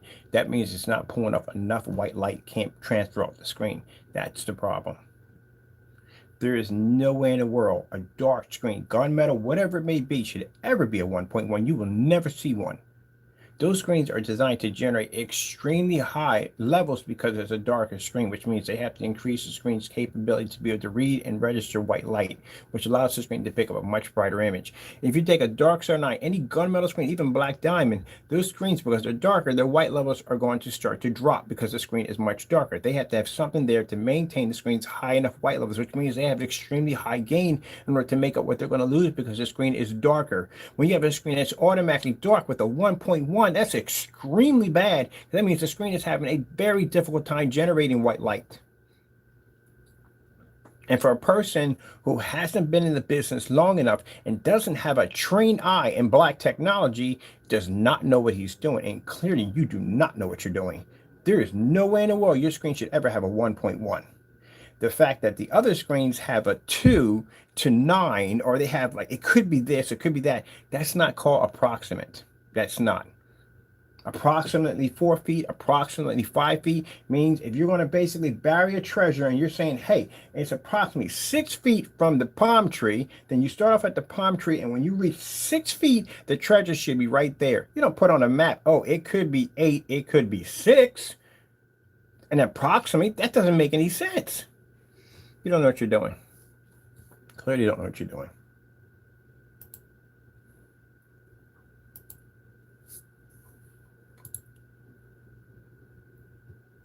Now, if you to sit there and say, well, that's a monitor, that's a screen, let me tell you something. I got tons of demonstrations of me doing demonstrations on monitors versus my product. As a matter of fact, there's a demonstration. I did a 50 lumen projector versus a laptop projector. The 50 lumen projector is 720p. The laptop was at 1080p. I beat the screen. It was a laptop.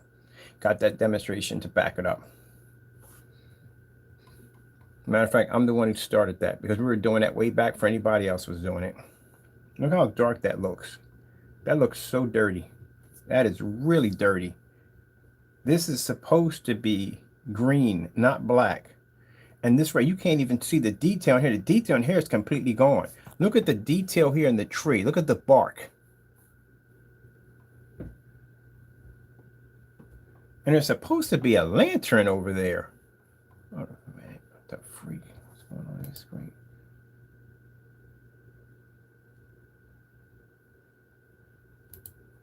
See this part right here?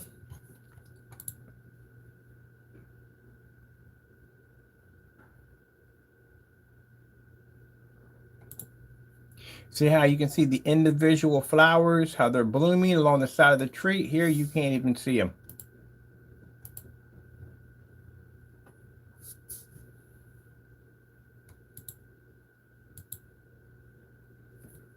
Yeah. Didn't do a really good job at this, did you, Sparky? You did a very poor job at this.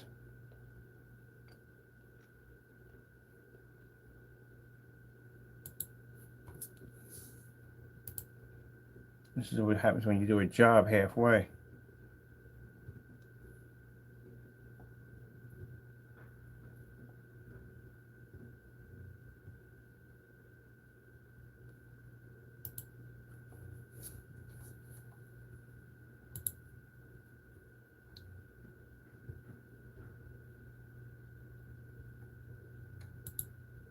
See, the problem is that you guys, when you do your job, you do a poor job. There's not enough tests underneath this product. Again, where are your test demonstrations? I got over 40 test demonstrations on black technology. Where are your tests? They're not even posted to your website, which means at the end of the day, you didn't test this stuff at all. You basically made some kind of black mixture, turn around and try to give it some weird scientific nonsense behind the back of it, and then turn around saying, oh, it worked. It doesn't work. This stuff is trash. I'm looking at it right here. It's trash. Look at the detail and the NVIDIA card of it. NVIDIA is going to basically advertise their equipment. They're going to show detail beyond freaking belief because that's what the PC gamer is desiring. That's what he wants. There is no way in the world. This looks like this is basically would be a graphic card if you were doing something like 240p. You can't even see the detail in the bark because they figure that you can pick up a little bit of a white level. This is considered to be a win-win. No, this is poor. This is extremely poor. I don't see the detail in the bark, the individual vines. You can even see the individual flowers. You don't see none of that. And mind you, fact, I did this demonstration already versus our Black Series technology versus his demonstration, and the Black Series blew it clean out of the water. Man, that's awful. Yeah, when you open up your website, you finally decide to open up and make this thing available. I'm buying this. And now you got more pressure added onto your plate. The minute this shopping cart opens up, I'm going to purchase it. You cancel the order. We know why you cancel the order, because it doesn't work. But the minute this shopping cart opens up, I'm going to buy your paint. No. If we buy it, then what's going to happen? He's going to cancel the order. We got to get somebody else to do it. That's better. I'm going to get somebody else to buy. Have somebody watch your cart for a bit. See how long it takes for your shopping cart to open. They already got 7 cancellations from you already. And that's a headache. I ain't feel like going through that nonsense, because you guys, at the end of the day, you guys get scared and you want to start canceling orders left and right. I ain't got time for that nonsense. So I'm just going to get somebody to watch your website. When that shopping cart finally does open up and he'll report back to me, he'll make the purchase. We'll get this product here and break this thing down, because that is really dark. The first red flag that came up was a 1.1. Dark screens don't have numbers that low. White screens have numbers that low. That's extremely too low.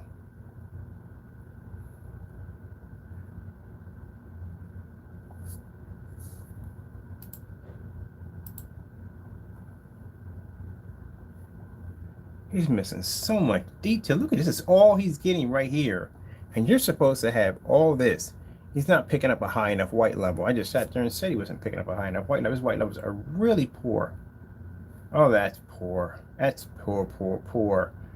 That's why he had a nerve to have 1.1. What the freak is a 1.1 on a black screen? That level should never be that low.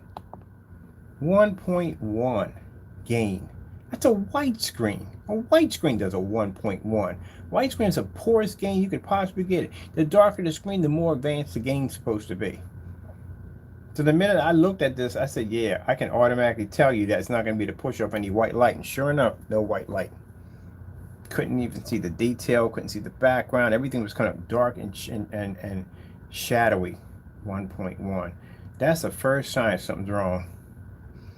Go do the research for yourself. That's what I said. Don't take my word for it. Don't even take my word for it. Do the research yourself. Go look at any gunmetal technology, and you will see way higher than a 1.1.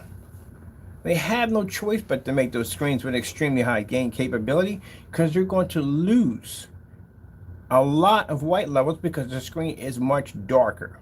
Where if you have a screen that, like a gray screen, or you have a mid-grade screen, the gain is going to be a little higher, but not as high as it's going to be near black screens. Not that high. I don't want it too high, because you're going to get hot spot in this, especially if you're dealing with silver screens. Definitely don't want them to fire off G4s and G5s. You don't want them that high, because then you're going to have a hot spotting issue on your hands. But yeah, the fact that I looked at it, I said 1.1, that is not good. That's why everything comes with this dark kind of shadow effect to it. That is really, really dirty. And another one that's seasonal. Please explain what seasonal is. So as we're in here, Partey decided to go into his page and edit it. I guess he put my name as Ken is a dummy. Wow, what are you, like 5 years old? What you want to do next? You want to race me to the other end of the block so you can hold their breath the longest? That's the best you got? A dummy? So I'm on your site explaining why your site is a complete idiot due to the fact that you have approximately 8 to 9 for a gain, which we all know that's not possible. You have a chart on here telling customers that they have to pour paint across their screen in certain size measuring cups, when you also said you can use a paint sprayer. How does that even work? So you're going to do is take your Canon and you're going to spray the paint into the cup and then pour that across the screen and then spray over it. How would that application apply to pouring a line in the middle of your screen? It doesn't. What if the customer is using a paint roller? Then where does that application come into play? It doesn't. You don't know what you're talking about. Just like in your video, you sat there and said that if you use a less material, you're going to have less paint on your roller. Seriously? Did you honestly say that on camera? How would that be possible? If I paint a screen of 100, Danny, listen to me, boy. If I paint a screen of 100 inches and I paint a screen of 180, both of them had the same roller. I'm about to give you one of the map quiz, like if a train travels from so and so and so, it's not that. But basically, both of them had the same roller.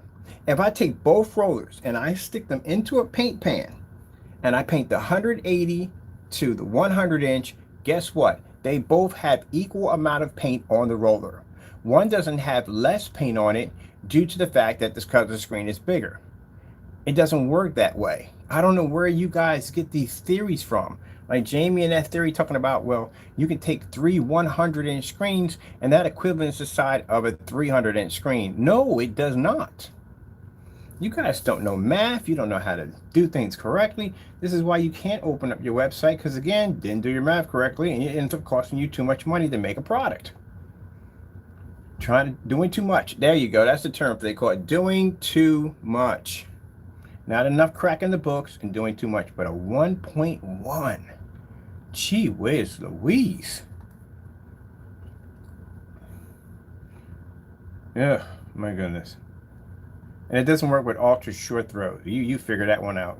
Things literally sitting on top of your screen. I don't know how that would work, how that would have a problem. Let me put it this way. Screen paint should never have a problem with an ultra short throw. Never, ever. Projection screens, that's a different story because, again, these are screens sometimes that use a reflective coating, and sometimes the reflective coating does not play nice with them or the ultra short throws. This is why they have a certain type of screen. But a screen paint should never, ever. What problem would a screen paint have with an ultra short throw? Like, literally, what would it have? Nothing. There's nothing in it it would ever have a problem with.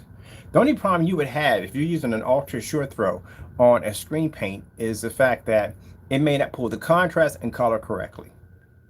It may not have a high enough form of ambient light rejection technology. It may cause the screen to wash out and you have to use it in the dark. That's the only problem you're going to have. That's it. You're still going to be able to pick up at a 109-degree viewing angle. That should not be a problem. You're on a screen paint. It's not a reflective coat. So you're not going to have that issue. So I don't even know how in the world his product does not work on ultra short throws unless he has something that's causing the screen to hotspot. But he didn't put that theory in there. Why? You can't use it. It's not in there. He didn't put it in there. So we don't know. All right, let's go to this. Where we gotta go next? On the selection page on here. Is there anything else we can go through on this page? And pretty much we've been through the application. I'm not reading through that again. Oh, man. Yeah, it doesn't make any sense on here. He's a 9-inch, typical 9-inch roller. You even had, you put a whole lot of stuff in it. It's unnecessary. 3 to 8 and or thicker roller.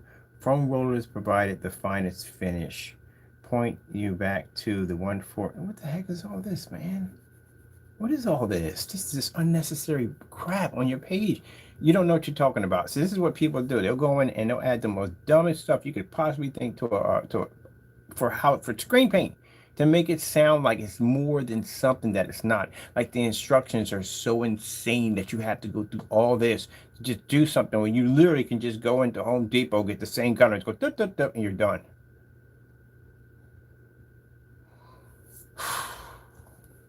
That's like that's not laughing at him. That's like going to a man that basically provides requests. I forgot what they call him in the game, Dungeons and Dragons, whatever, requesting him, and he tells you that you have to travel through all this and go through this and blah blah blah and so and so and so. You go through all this craziness just to obtain this artifact or whatever. Or you can just cut across here and just get that over there. Just take it off the rock.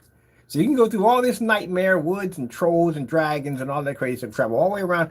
Or better yet, you can just pay a toll, go across the lake, and pick it up off that rock over there. That's literally what you could have done. Just got into the boat, paid the toll, and picked up off the rock. But no, you decided to take the Lord of the Rings journey all the way around, all this other crazy nonsense to pick up something. That's just stupid.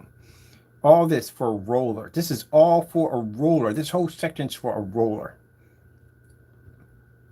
It's a 9-inch nut roller. That's it. That's all you need. A 9-inch nut roller. Why are you going to use 2 different forms? That's cost money for the consumer. So you have to use a 1/4 nut roller. Typically a 9. No, that's stupid. I'll use a roller at then. You would mark the daylights out of a screen. We do not recommend thicker. 1.14 inch nap roller, typically 9 inches long. We do not recommend 3/8 or thicker rollers.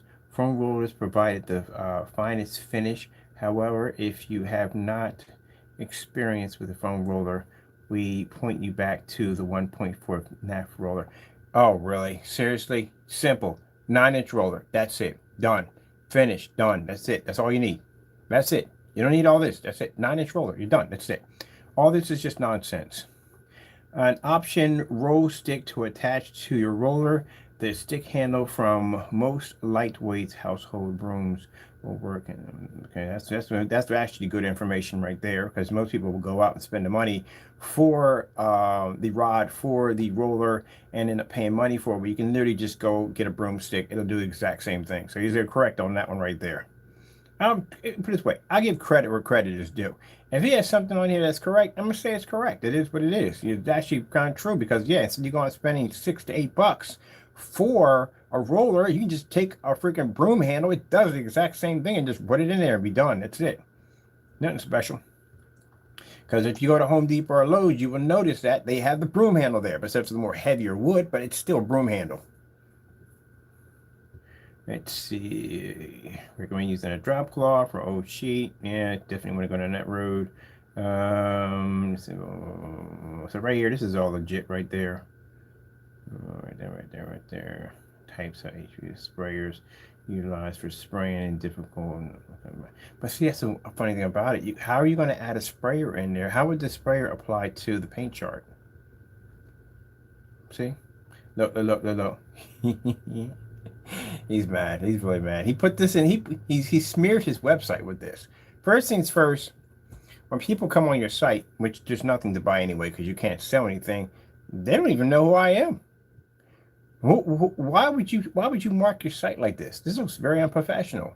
Now, I really don't care, because it doesn't bother me at the end of the day. But if I'm a customer come to your site and you have something Ken as a dummy, how does that make your site look professional? That's right. There you go, people. Now you see what I'm talking about, the dumb stuff that they do. That doesn't bother me at all, one bit. You're doing damage to your site. So a customer comes in and looks around and goes, "Ken is a dummy." Well, who do they know what Ken is? By the way, my full name is Kenneth Bird, Kenneth, not Ken. So again, I don't even go by Ken.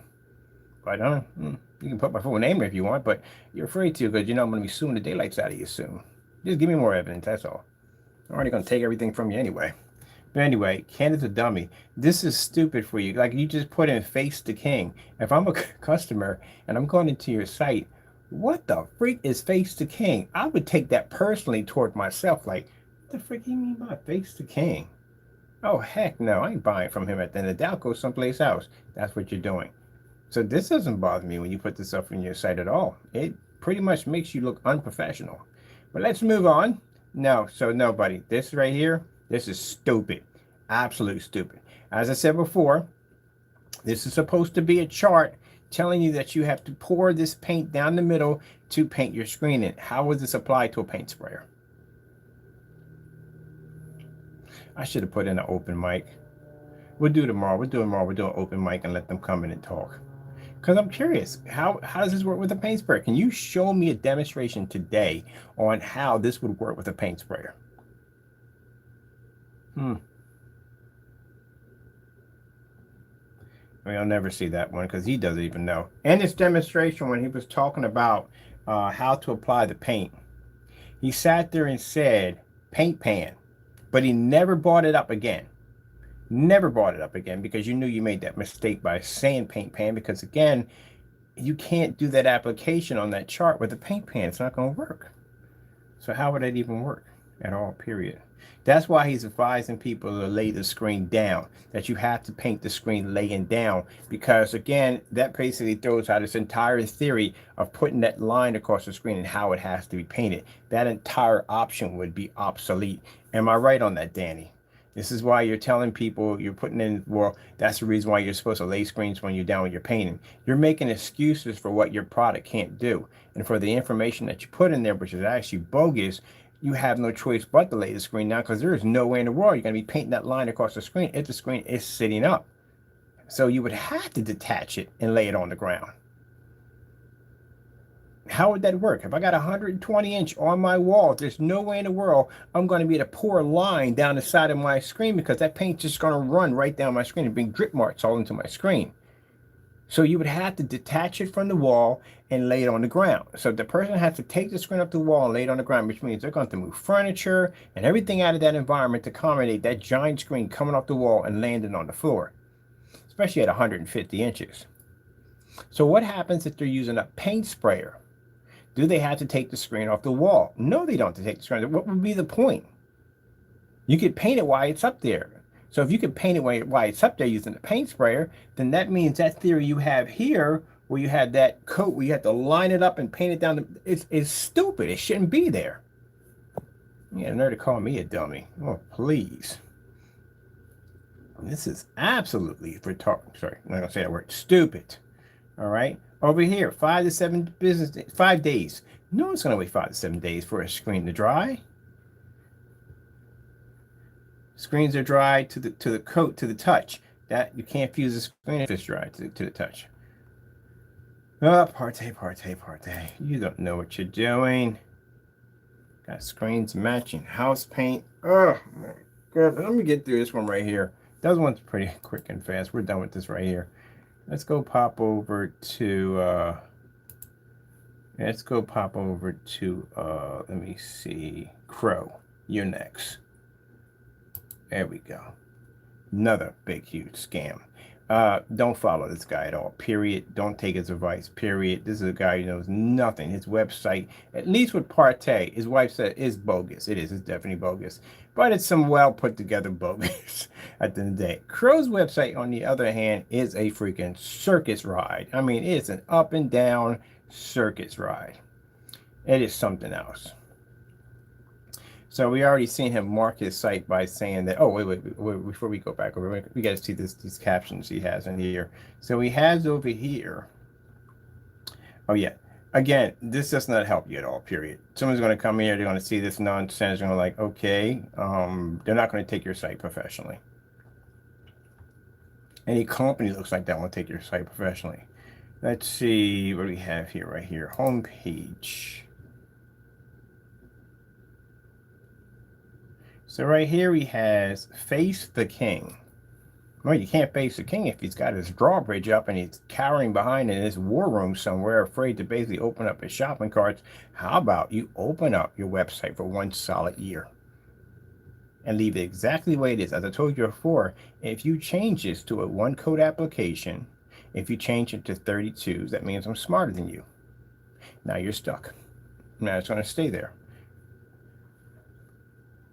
So if you put down face the king, anybody who comes in here and sees it don't like face the king. What the frick is he talking about, face the king?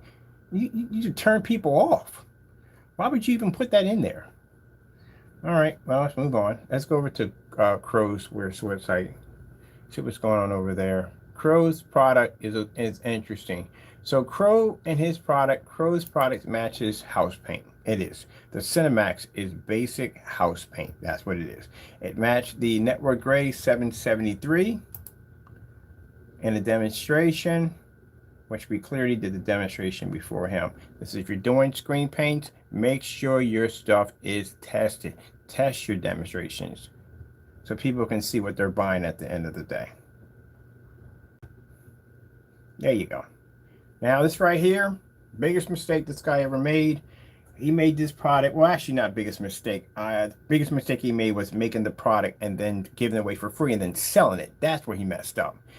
Him giving away paint for free, that's his business at the end of the day. But when you have a product that you've been giving away for free with the ingredients attached, and then you turn around and you try to sell the same product as if it's something completely different, that's fraud right there. And this is fraud that Jamie has committed against his customers. As I said before, shipping policy as set up is strictly designed to steal and take from his customers. This is going to be short and sweet. So right here in this demonstration, if you've been to the blacklist, it's clear out in the open. You will see him make a product out of black and white paint. We've asked him several times. This is called a black and white paint challenge. We gave it back to Jamie to do. He's never went on camera. He's never did the demonstration because he can't, because his product will match black and white paint. That's one of the other scams. This is the biggest scam of them all. This is the Cinemax scam, the biggest scam of them all. This is 6 months to a year ago. Come in here and check it out. You'll see right here, well, actually go in and basically pop the top on network gray with the first ones who have it. And the first thing I see on camera, this is not going to go well.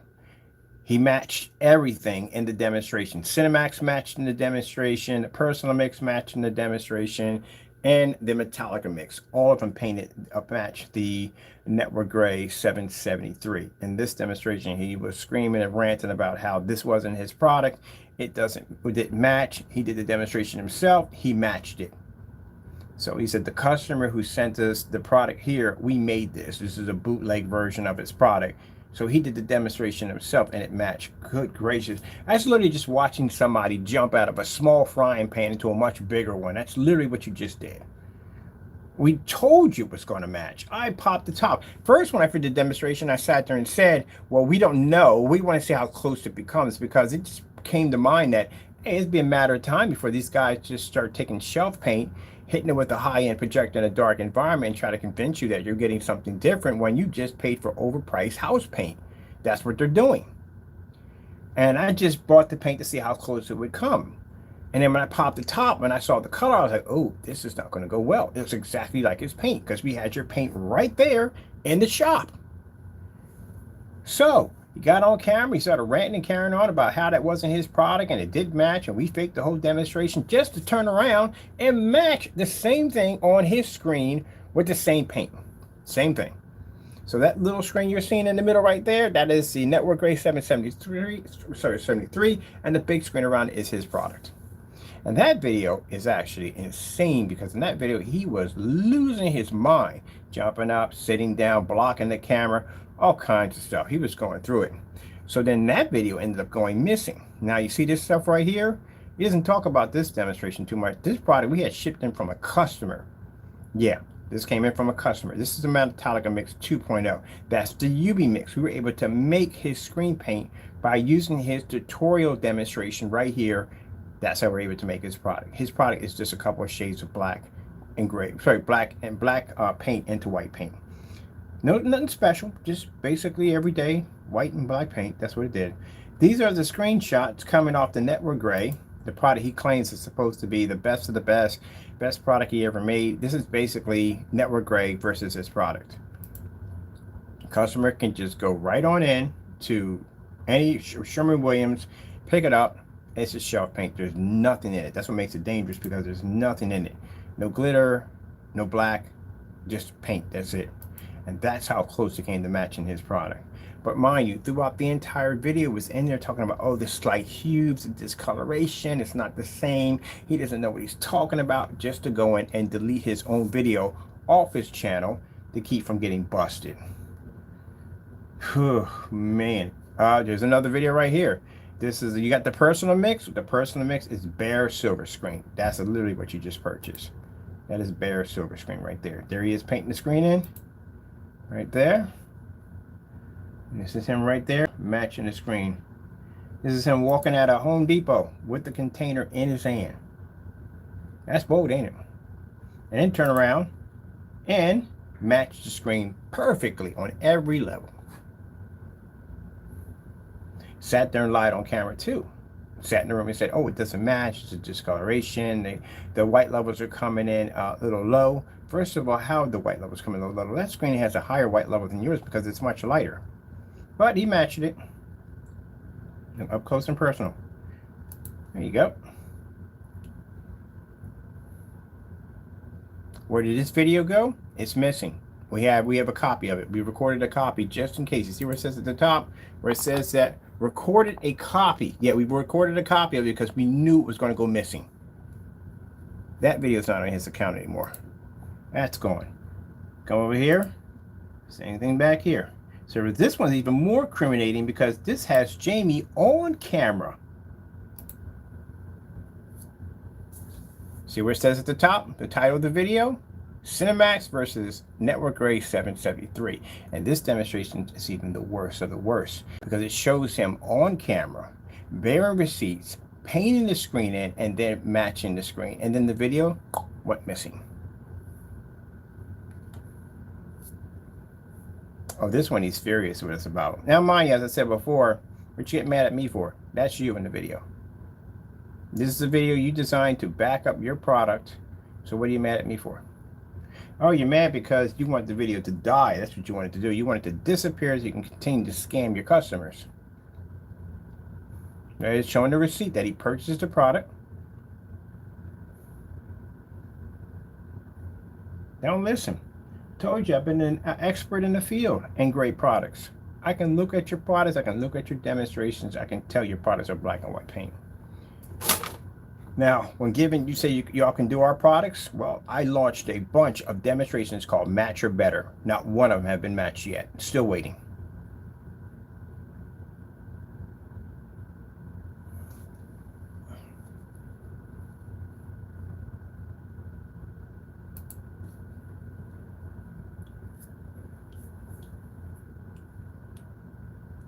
Now, if you're making screen paint, don't make this mistake. Test your products. Test them, test them, test them, test them, test them. This guy didn't test anything out at all, period. And what happened was he went in and did this demonstration and his product matched the house paint. You know how much his product is worth now? About the same price as the house paint, literally. He wants $75. Trying to get $75 a quart. You can get a gallon of this for less than $75. Way less.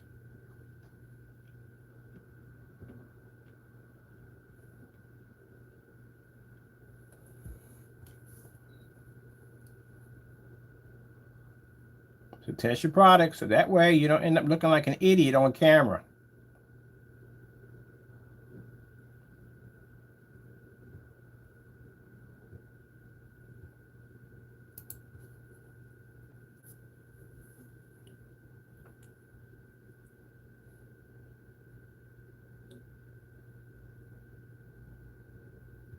Man, that confidence level disappeared quick. Came on camera all brimming with confidence. Just now, so okay.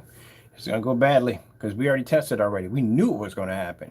So all that ranting you did on camera about us having your product and our product we had was fake. Yeah, you turned around and you matched the product yourself right there on a live demonstration.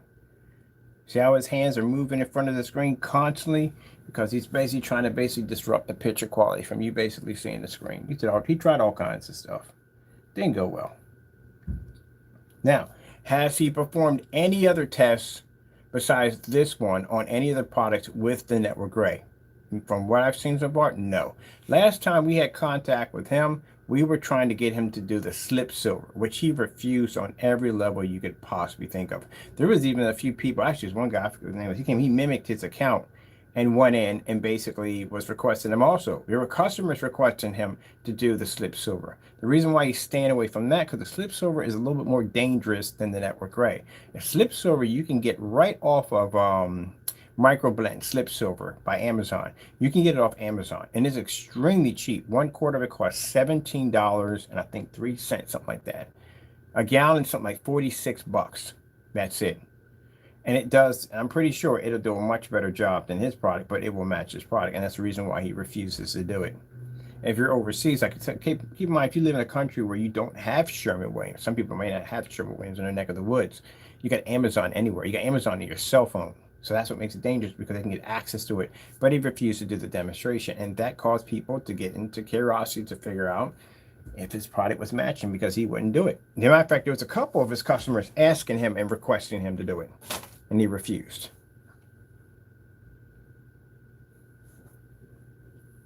Look at that. Look at that match. It's insane.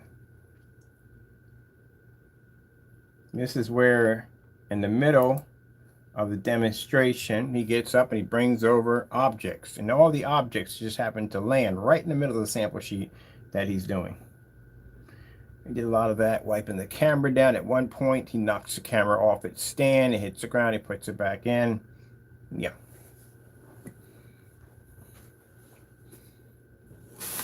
Now, I know that they want to say at the end of the day, oh, he's doing it because, what would I be revenging over? You guys are kids at the end of the day. You don't need to be selling screen paint. That's the problem. You don't need to be selling screen paint. You mislead a lot of people down the wrong road. You don't know what you're talking about at all whatsoever. You have no experience at all in designing screen paint products.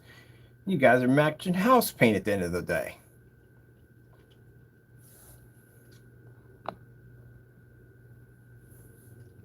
Now, if you want to get into the business part of it, the front end of it all, let's start talking about paperwork at the end of the day. We need to start digging up some stuff on you guys on your paperwork. Are you licensed? Do you have certain requirements and applications that said your company is actually legit?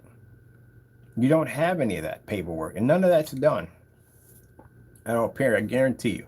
Let's go do your taxes. Let's see what you pay. You want to go down that road with me? I don't think you do.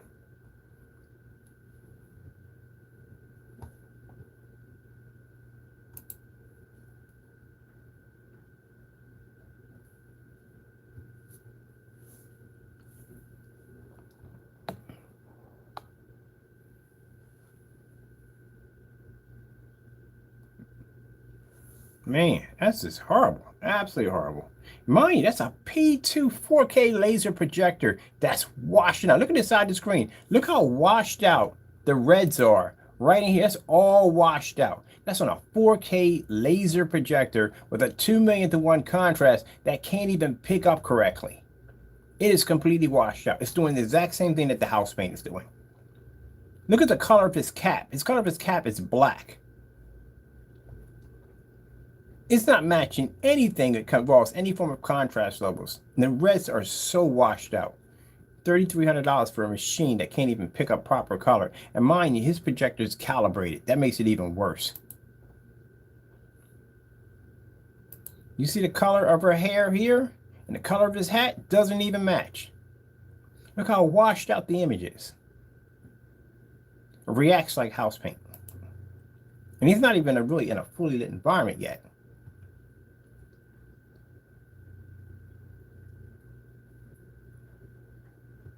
And this is where he gets up, comes back, and he starts blocking the screen. As much as possible.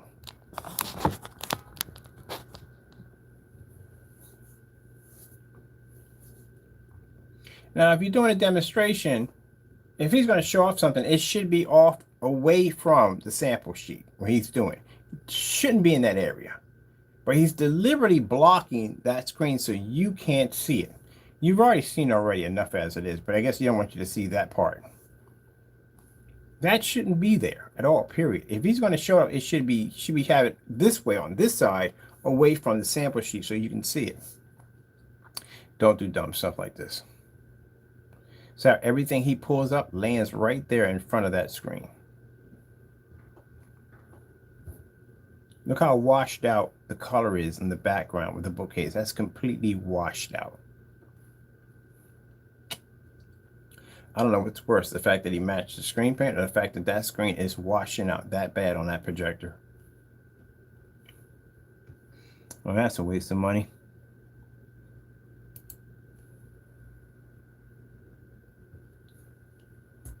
Now, you see her hair? Look at this. See, all this is all washed out. See how bland that looks? It's a 4K laser projector. An ultra short though that's calibrated. Doesn't pick up. Has a kind of a smoke kind of ghost look to it. I don't know what's worse. The fact that it's house paint or the fact that it's house paint. Oh man. It got to the point in this video I felt bad for the guy. I was like, gee whiz Louise. Talk about self-destructing yourself. My goodness. And you can go down. That's like like I said, the equivalence of jumping over into a line exhibit with a suit made out of steak. Kind of asking for it. Or walking through a freaking minefield with magnetic boots. You're asking for it. I'm good. I'll take the magnetic boots. Which one has the most heavy amount of most explosive, heavy explosive landmines? Oh, that one over there. I'm gonna go take a stroll through that. Even match the commercial.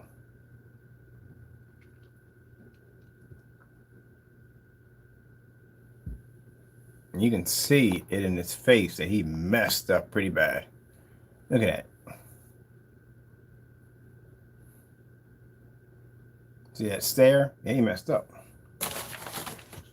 He tested your product. I remember one time in the middle of a live stream, I had this black screen as a black vinyl screen. We had it on the other side of the white side. He sat there and said, "Why don't you flip it over to the vinyl side?" Fine, go ahead.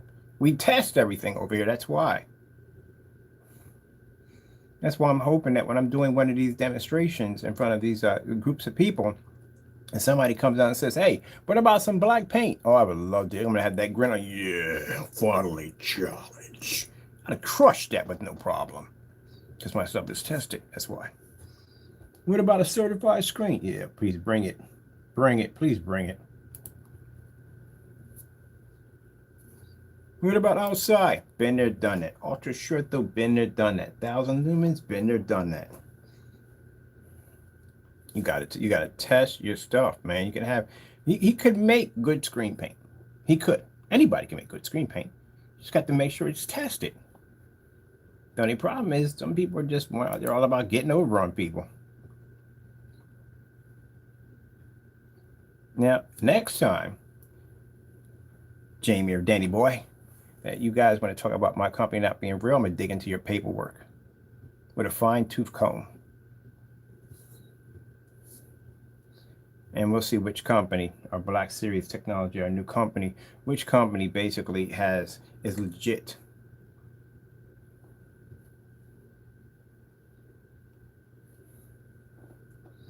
Look at this. Look at this. You scammed y'all so badly on this. Do you see this right here? Do you see this display right here? This demonstration was not, the other one was done in 2019. Was it 2019 or 2017? It was 2017. This is the one. It's running the same scam on y'all. See that right there?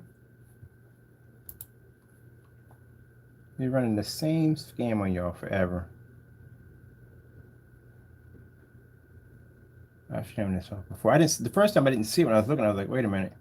That's the exact same video that he did in 2017.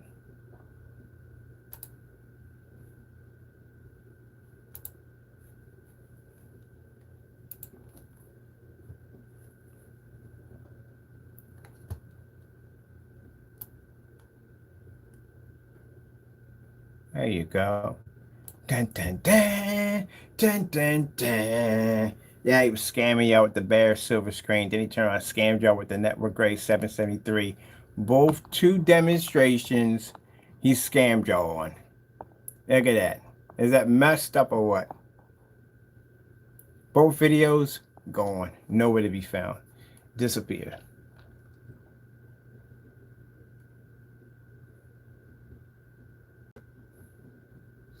Yeah, the Frankenstein. Frankenstein's a scam too. That's another scam. You can't go into a video into the caption and put down not ambient projection when you say it at 143 that it is ambient projection. As a matter of fact, there are other demonstrations under the Frankenstein where he clearly states the same statement over again that it's ambient projection technology when clearly it's not. This one is actually the most interesting one of it all because this is when we actually caught him in a live stream removing a video trying to hide the evidence.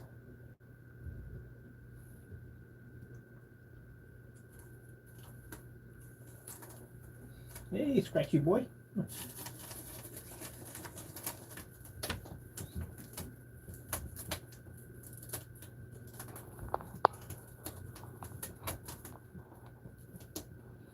Stand, my new stand comes in tomorrow. Thank goodness, I'm so happy.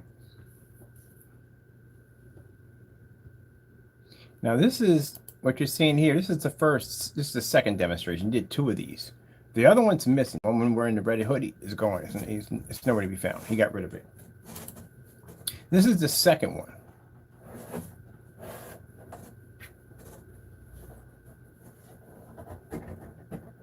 Now you see right here where he's still matching in the demonstration. He's still matching it. But he decides to go in and remove it right in the middle of a live stream. Told you couldn't make it up. You just watched Danny on the other end get upset and put my name into his, well, it's not my name, but somewhat of my name into his website saying Kenny is a dummy. Dude, you sound like you're 5 years old. Really, seriously, a dummy? That's it? Seriously? I don't put that stuff on my website. What I do is I come in and I show stuff like this, showing you guys your products don't work at the end of the day. Or if I want to really embarrass you, I'll place an order for your product and have you give me back my money. That's what I usually do. That's all I have to do. And just stack up your cancellations. Crow knows that from the door. I got so many cancellations on Crow, it's not even funny. I'm way beyond 1,600 in orders on him. Cancellations. He couldn't process the orders. He had to give us back our money because he had no choice. Even more embarrassing, we got an email telling us to buy whatever we wanted. So I went in and bought whatever I wanted. And guess what? Every last one of them, or that money went right back to my banking account. And even he tied a little message under each one to my harassment. Dude, you guys are Karens at the end of the day. I mean, honestly, don't do that at the end of the day. If you, bottom line, back your products up. You don't have to go through that nonsense. That's what you do. Back it up. So that way you can ship out items. Don't ever do what these jokers do today. They took a whole lot of trash and they can't ship out products. And they can't ship out products. They want to cry and whine about, oh, it's harassment, oh, it's this, that, and the other. Your products don't work. So as you can see, he removed the video, right? Video's no longer there, right? That's what happened to the two videos. Now, why did they go missing? Because we requested him to put these videos on his website, which he still hasn't done yet. He hasn't put these videos on his website due to the fact that he doesn't want the consumer to see that they can just go to any place else and just make it themselves, or just go take it out of a hardware store. That's why they're not on his website. That's why neither one of them have any test video demonstrations on their websites. And by you put, I know you feel that you got a huge strike against me by putting, oh, I put Kenny is dumb on his website. I got him good. I got him good. No, you're an idiot. You marked your website with something stupid that has nothing to do with screen paint. So someone's going to walk in there and see that dumb nonsense and go, oh, what the freak is Kenny? What the heck is wrong with this guy at the end of the day? There you go. Idiots. All right, so let's go pop over to the website real quick, because you know how it goes. I don't like to talk about stuff.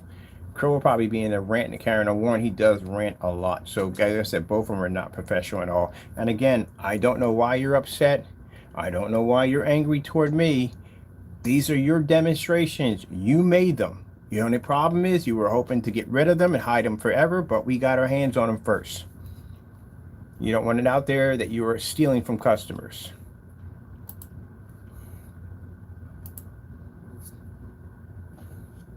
So you can't get mad at me. At the end of the day, you did this to yourself. You know, you should have did things correctly. Here we go. Let's go pop over here. I'll pop over to his website right here. I guess we'll go right into the shop. Let's go right into the shop. All right, let's go over in here and let's take a look. Let's see if he's still selling that product. He's over there ranting and carrying on. No, he's trying to figure out where I live at. I told you he's a stalker. Crow is a stalker. Crow is obsessed with me. Look at him. He's trying to figure out where I live at. Is that sad? That's really sad. He misses me that much that he basically is trying to figure out where I live at. Crow, do you miss me? I think you do. I don't live there. Sorry. But anyway, let's move on. All right. Let's see. Okay. Let's see if he has the... We're looking for the Cinemax when we saw matching the house paint. There it is right there. All right. So this is the product he has right here on his web. We saw just a few minutes ago that matched the network grade 773. Not only is Jamie a huge scammer and he steals from people on a daily, but the very same video you just saw a few minutes ago of his product matching a house paint, did he remove the product off the website? Did he issue an apology to his customers? Did he decide to make a new product and then bring out this product and say, look, they don't even match. I'm being honest with my customers. No, he didn't do any of that. What he did was he got caught.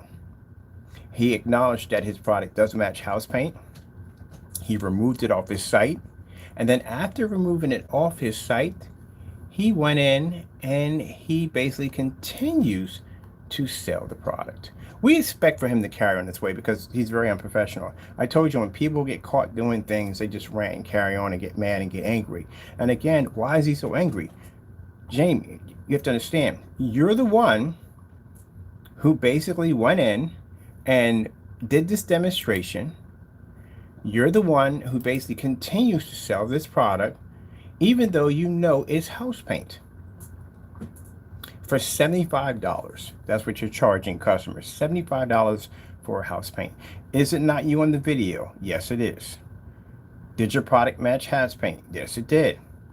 Are you continue to sell this product on your website knowing your product matches house paint? Yes, you do.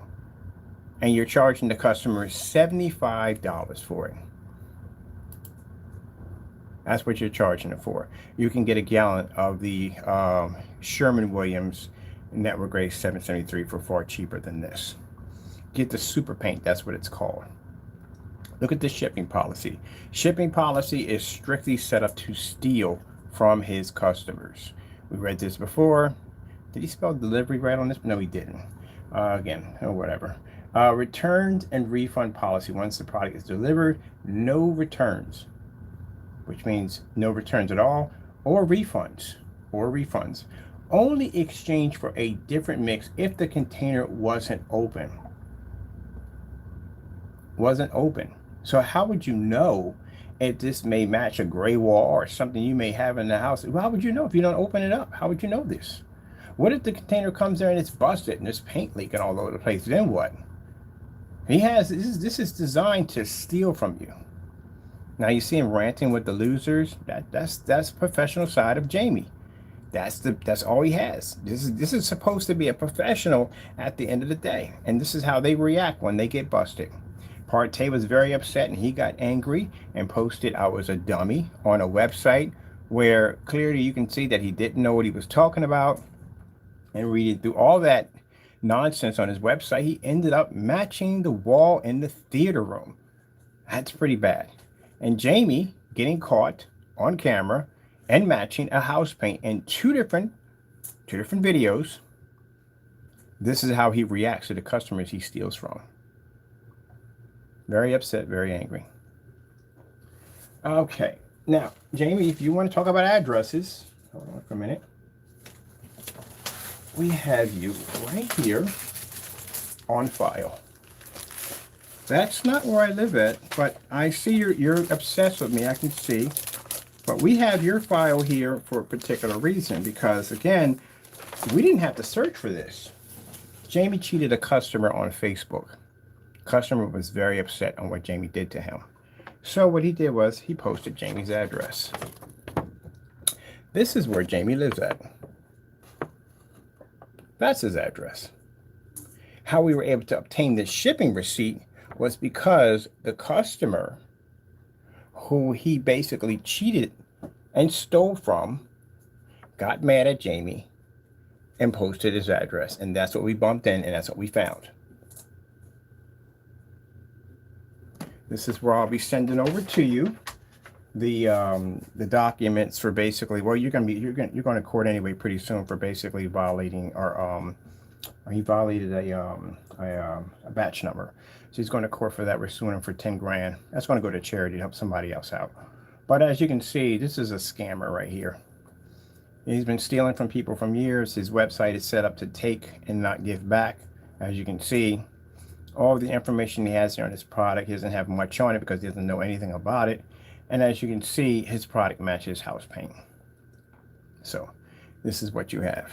If you are a victim of Jamie's scandals or shenanigans, you can definitely go to PayPal. You can definitely get your money back. Perfect example of that, we actually filed multiple complaints against Jamie. We won every single one. We've never lost one.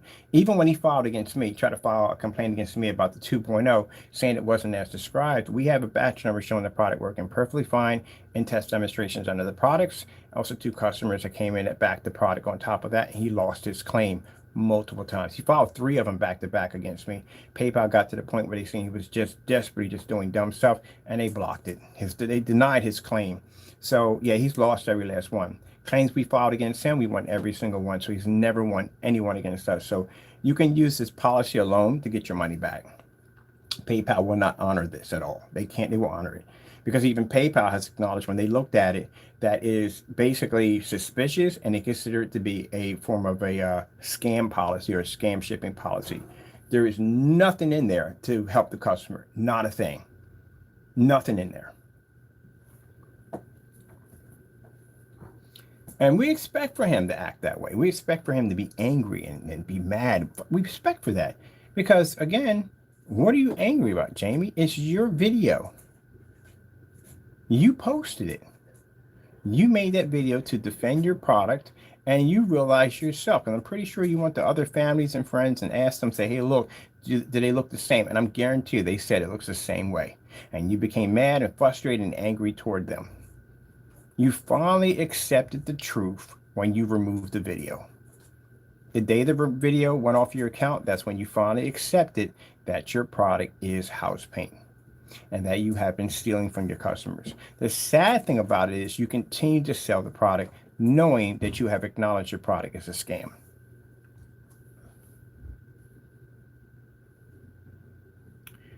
I'm curious to see the personal, because he changed the personal mix to the personal IB mix.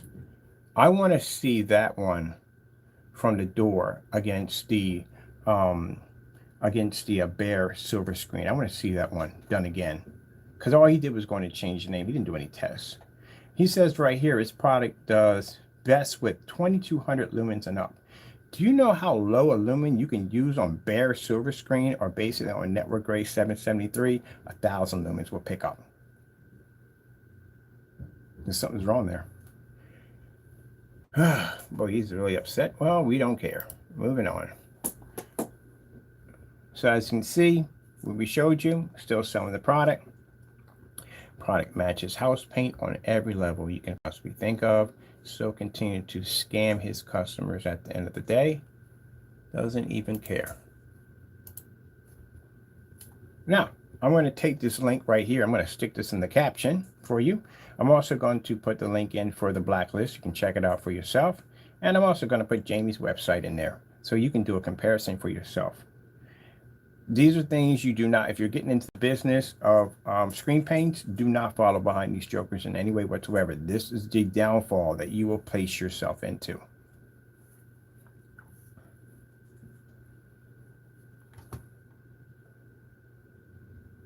Look at that. That is absolutely a shame.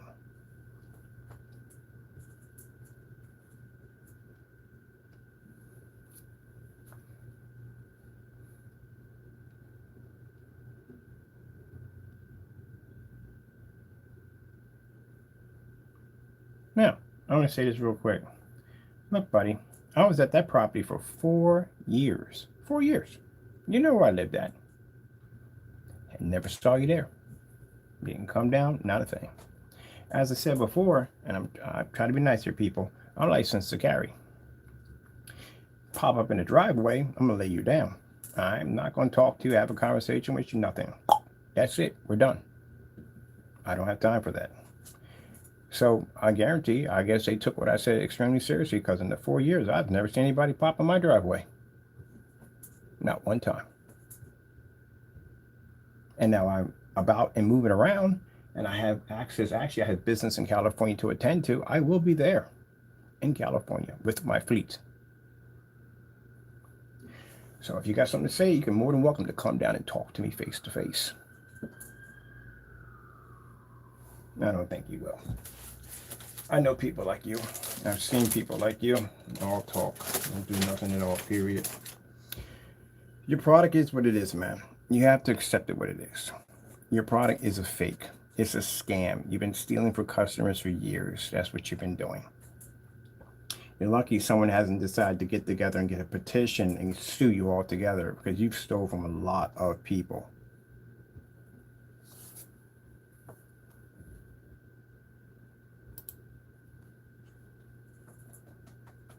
If somebody slanders my product, you know what I do? I go and I back it up. That's what I do. I go and I do demonstrations and I back my products, and I put something called Match or Better Challenge out.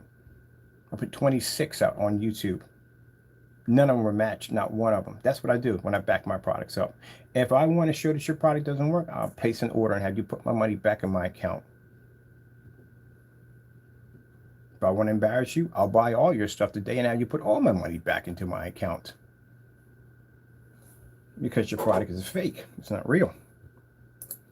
So that's how I do business. I don't got time to go ranting about you lose or this. I don't got time for that nonsense. No, it is what it is. Your product is a fake. And for people that are going into that field, do not do this nonsense, because this is the outcome that will happen to you. Do things by the book, do them by the legit. You'll make good money and you'll be successful. That's what's going to happen. You do stuff like this and you're going to get busted. As I said before, these people do so much dirt that they trip over dirt as they're doing dirt. No way in the world you're charging $75 for a screen paint that's matching a house paint that costs less at a gallon.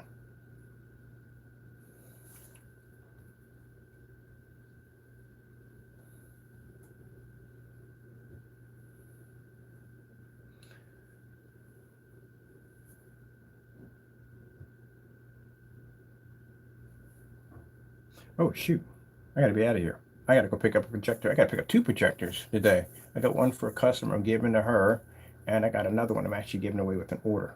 So I gotta go drop off and pick up some stuff real quick, and I gotta drop off to the bank because I gotta put something in there to set up for another account. All right, just basically about it. Hey, like I said, if someone decides to get into the field and you're doing really good, and basically a lot of people are following you and you're showing good results, I'll back you with no problem. I'll definitely back you with no problem. Because again, they can't back you because they can't even back their own products. But yeah, I'll back you with no problem. I got a lot of business contacts. Wouldn't mind helping another person in the field at all. That wouldn't be a problem at all. I don't consider that to be a competition. I don't consider these guys to be a competition. We don't consider certified to be a competition for us at the end of the day. But I would like to see somebody else get into the field also too and do something better. But if you decide at the end of the day that you want to use Mr. Bird as a springboard, you'll regret it. You'll regret the day you even mention my name, you will regret it. Just like these jokers regret it now. All they can do is basically screen rant, carry on, mark up their websites. That's all they can do. But if you're one of those people that are basically sincerely trying to do something right, hey, I got no problem with trying to back you and help you out. As I told Partey, what did I tell him? You tangle with me, I will burn your harbor to the ground and sink every last one of your ships. Can't even open up his website. Well, we know different reasons why he can't open it up. First of all, at one point we had people watching him to order from him, but now I got somebody on watch to order him now because we want that black paint over here. I want that 1.1. That's what I want. I'm going to test that thing on an ultra short throw. I'm going to see how it reacts. I'm curious what it does on an ultra short throw, which I'm curious. But let's see how long the site stays locked, or that particular item stays locked. This is a crying shame right here.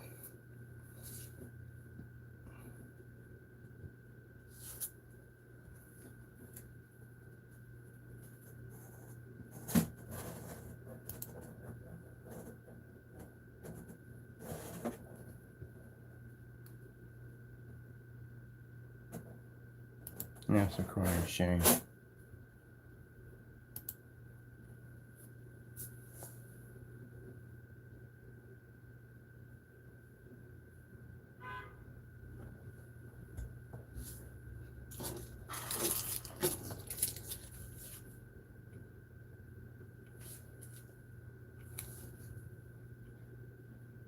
So that paint matches. You've been doing that for years, y'all. I feel sorry for you. I really do.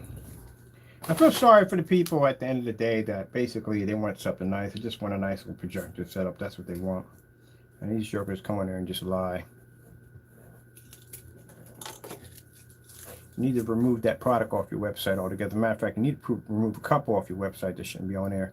That Cinemax does not need to be on your website. It should be removed. The personal mix needs to be removed off your website, unless you can show otherwise that it doesn't match house paint. But since we have these 2 right here, we already got all the evidence we need. They need to be removed off the website. No one needs to be caught up in that trap on your website going in and purchasing that product. And then you got a nerve to have a shipping policy where if they do get caught up in that trap, or if they do see one of these videos, that they can't basically return the product once it lands on the property. Good gracious, are you kidding me? That's horrible. Or if you open it, no exchange, nothing at all, period. And yet you're over there ranting and carrying on your website, cursing me out. This is your policy on your website. These are your demonstrations. These are you in these demonstrations. This is your product matching house paint. What are you mad at me for? You should be mad at yourself. Should have done a much better job. That's what you should have done. Because the problem is you talked your paint up to be something more than that it wasn't. And all at the end of the day was just house paint. All right, let me go call some people. I got to get something to take care of today. I'm gonna help this person out because they need some help with the projector, and I got bunches of projectors I'm not using anymore. So I'm giving two of them away, actually one away. I gave one already to a customer, which I got to get ready to get that shipped out the door. I'm going to contact them in a few minutes, let them know they're on, the projector's on its way. And then I got another one that I'm also too going to be giving away also too. I think one's a short throw and one's a long throw. So I'm going to see what she may need. Chances are if she needs a long throw, then the long throw she's going to get, and I'll just give away the short throw. A short throw will go with an order. Anybody places an order for the Cinemax, you can have it. We'll ship it to you. As for the venue projectors, I don't know about them things. Some things are a little too big. They cost too much to ship, but this one I can put into a box and ship it off to you. All right. Beware and be careful when it comes to, like I said, research. I'm not saying don't research our site. Yeah, do research my site. Go see exactly how many people are matching our work at the end of the day. Research. This is our site right here. Look at my specification sheets. Check out everything. Look at all my test demonstrations, everything.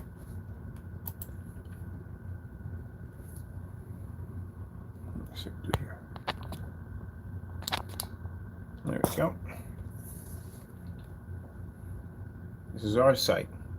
These are our test demonstrations. Everything from certified black paint, you name it's on here. 1,000 lumen projectors, ultra short those outside. Demonstrations done in max out zones. We even did a demonstration on 1,000 lumens on white screens and black surfaces versus our technology. Everything's here. You don't see any other site like it. We can back our products up 100%. Ultra short throw display right there. We've asked us all the time, can I use an ultra short throw on your screen paint? Yes, you can. White certified screens versus our black series outside technology. Screens at massive 250-inch screens. Ambient light rejection demonstrations. Tabletop demonstrations. Oh, I forgot we got to change this video right here to something. We'll do that today. Let's see what else we got up here. Oh. Demonstration page. And we just loaded in, let me see, demonstration page. We just loaded in over here on our Crystal Edge, which I'm still loading stuff on that page over there. That's the demo page. Let's go up to the Crystal Edge page here.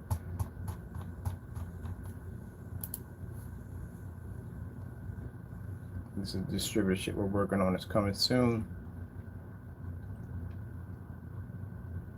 This right here, we dropped the grid in. This is the grid. So the grid has the most outdoor demonstrations on and off YouTube on everything you could possibly ever think of. We even did an Optima GT 5500 outside at 140 inches on an ultra short throw on our technology. This is all different versions of our technology.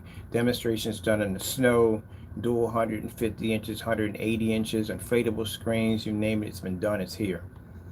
In this section right here, which I'm building, which you can't see, it's going to be a section done on why our technology is better than gray paint right here in this section, but I'm editing on that side, working on that side. Let's go pop over to, oh, this is the site we're building right now. We're working on right now. This is our test demonstration. Let me get the demo page. A lot of work to go in and put these videos in. A lot of freaking work. There's a ton of work. I actually recorded when I was building the website, and when I was putting the website together, I must have spent at least about 4 to 5 man hours in there building this site, putting it together.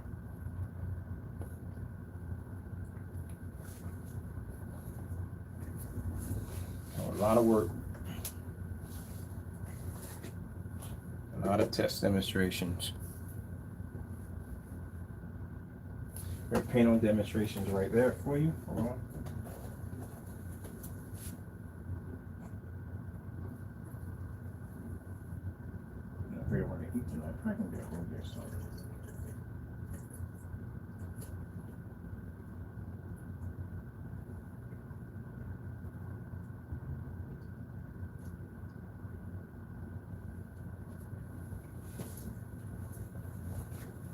I love how these naysayers try to guess everything I do. Everything they do, they try to guess. You don't know anything at the end of the day. Where's your demonstration page? Thousands and thousands of pictures.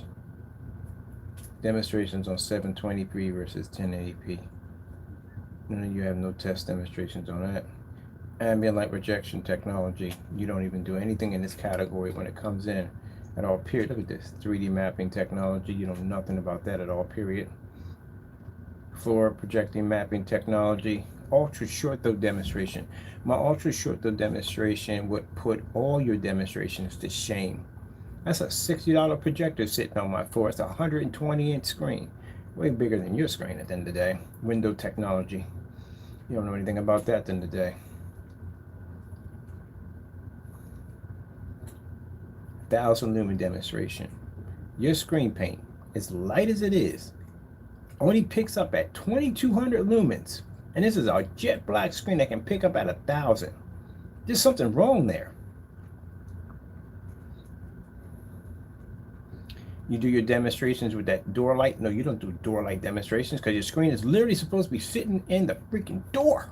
That's how you do a door demonstration. Did that at 1,000 lumens for fun. 235.1 displays. You don't do those. This is the demonstration on ambient light projection black technology. Took the screen, raised it all the way up to the ceiling. Demonstrations outside. This is cinema theater technology.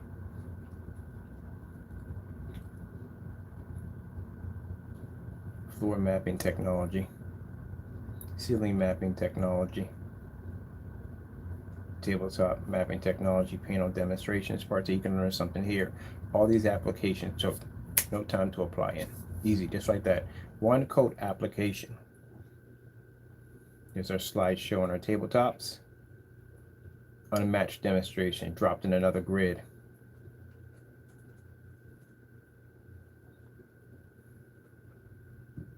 Demonstrations showing the reason why our technology is better than white and gray screens.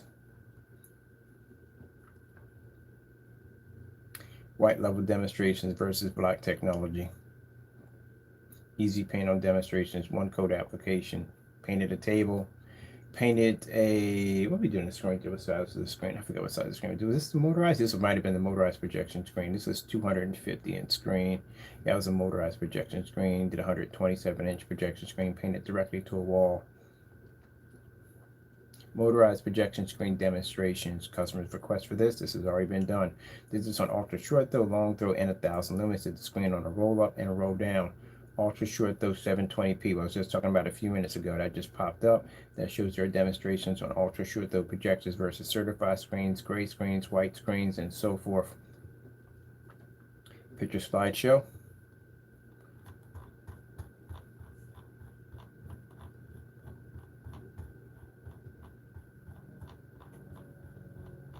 Man, that's a lot, ain't it? All right. More page. These pages are dedicated just to show off one thing. We got them for outdoor demonstration, 1,000 lumen demonstrations, and we got 250 monsters. I like the 250 monster display. I had to do something crazy with this. It's a giant 250-inch screen. Of course, you got to make it epic. We put a 250-inch screen challenge for you guys. Neither one of you did it. How to paint in a 250-inch screen? Did that in no time at all. That's another thing with Partey. Partey screen, you said freaking, what was it? 5 to 7 days for a screen to dry. We did a 250-inch screen, and we were able to hang the screen the same day. 250 inches, and we painted, and we're able to do this, have the screen on display the same day. Where you had to do a screen at 100 inches, and you got to wait 5 to 7 days. Do you know how many screens I can paint in 5 to 7 days? What we got going on here? Oh, the measurements are right here. Yeah, black ambient light projection technology. Shows off our screen's ability to be able to accept and receive what on different forms of ambient light rejection. This is a real same demonstration. We dropped lights underneath the screen, including the lights we had in the environment. We did this both at 1,000 lumens and we did it at 5,000 lumens.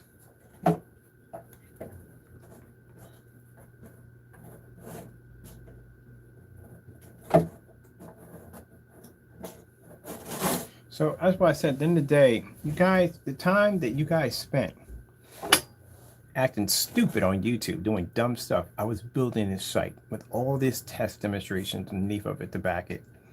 From the time that I was here, I was getting all my paperwork done, all my licenses and everything finished, and y'all still haven't done anything yet. And when I leave from here and I go to my other level, I'm still going to be accomplishing more. That's why I said at the end of the day, get your work done, back your products up, and then when trolls like this come in, who don't have legitimate companies because your company's not legit, you can easy crush them with no problem. First thing you want to do, like I said, copyrights, patent pendings, get those done. Get yourself an EIN number, definitely want to get that. Get yourself an LLC for your company, get that done. Get that DBA, because you're definitely going to need a DBA, and you're going to need an EIN number in order to go and apply for your license, because your license ain't going to go through without those two documents. You're going to have to get those done. Make sure you get a license to sell. These jokers don't even have a license at the end of the day. Where's your paperwork, gentlemen? You want to start digging in some paperwork next? With the next video? But we start talking about taxes. And watch your websites disappear. Make sure your company is legit at the end of the day, so that way you can back it up. Because companies that you're going to do business with, major chains are going to request this. Oh, I forgot one thing too. Safety material data sheet. You definitely need to get one of those. Because you're going to operate anything, any place, around anybody, you're going to have that. You're definitely going to have that. So you're going to need those. So make sure you have all that order. It's going to cost some money, and it is going to cost some money. But just do it bit by bit by bit. And the best place to do it through is through LegalZoom. Because LegalZoom, if it weren't for them, I'd be paying a ton of money right now. I'm paying more money than right now I'm paying out. Get all that done. And then you'll be good to go. As a matter of fact, I'm helping my my nieces start a business. Showing them how to run a company. And advertisement, yeah, well, advertisement, it's free. I mean, since now you got YouTube and you got Twitter and you got Facebook, you can go to Facebook, open yourself a business fan page and set that up. Do your advertising off YouTube, yeah, you'll do quite well. And bottom line is when you do your tags, your metal tags, make sure you basically put your web address in everything. I mean, literally in everything. That's what you want to do. You can go also too, once you tweak your search engine optimizer, you can go and you can submit your domain name to other search engines. There's an application. Did you know that? You can go in there. This shows you an area which you can actually submit your domain name to the application to that search engine. Yep. Yes, you can. Yes, you can. As for the paperwork, I'll tell you one thing, it's definitely challenging. There's a lot of stuff on there you'll learn at the end of the day. And if you don't, one thing I like about LegalZone, you can call them up. You know, there's an attorney that will work with you and help you get through some of that stuff, because some of that stuff is pretty interesting. You want to make sure you do get it right. And some things you just don't want to get wrong. Oh, I forgot. I call the IRS tomorrow. No. I got to call them on, I'll call them Monday morning. Definitely Monday morning. Because I got to do a name transfer so I can get my license. A license makes it easier for you to get permits too on top of that. In case you want to do a demonstration out in the park or something, you're going to have permit. You're going to have paperwork. Makes it a little bit more easier if you already got a license for your company to sell. All right, well, that being it, this was a very long demonstration, was it not, people? But it needs to teach you some people they're going to get into that field, not to follow behind at the end of the day. Make sure you do everything legit and by the book, and expose these jokers what they should be exposed. And that's the reason why they're angry. That's the reason why they're upset. That's the reason why Crow's over there ranting in his freaking little box over there, and Partey is writing dumb stuff on his website, which is absolutely stupid at the end of the day. This is why you don't see any of this nonsense on my site. You don't see any of this nonsense on here at all. We have something over here called a blacklist. This is where we stick them at. We keep our site nice and clean. We don't talk about them. We don't discuss anything about them on our sites. Nothing. We have a special area right here for them. And we don't even have them in here. You don't see their names, nothing here, until we get down and we show off their videos that are connected to the dumb stuff that they do every day, right here out in the open.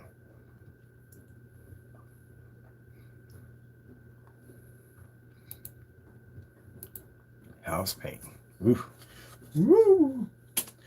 Okay, every time I go past Sherman Williams, I'm in that, go over to the network gray over there. I'm like, man, this is crow's paint right here.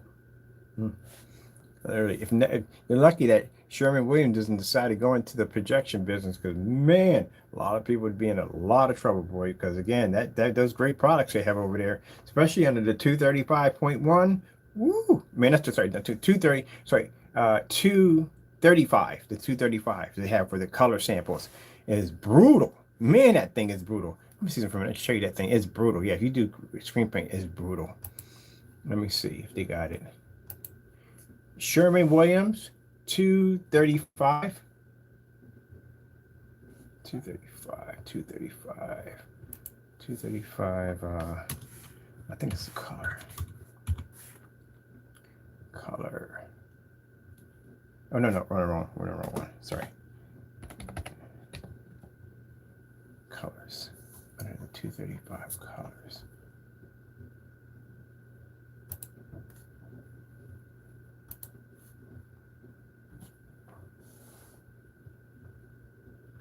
Colors 235. I think it's 235 or hold on. I know it comes up under the network gray.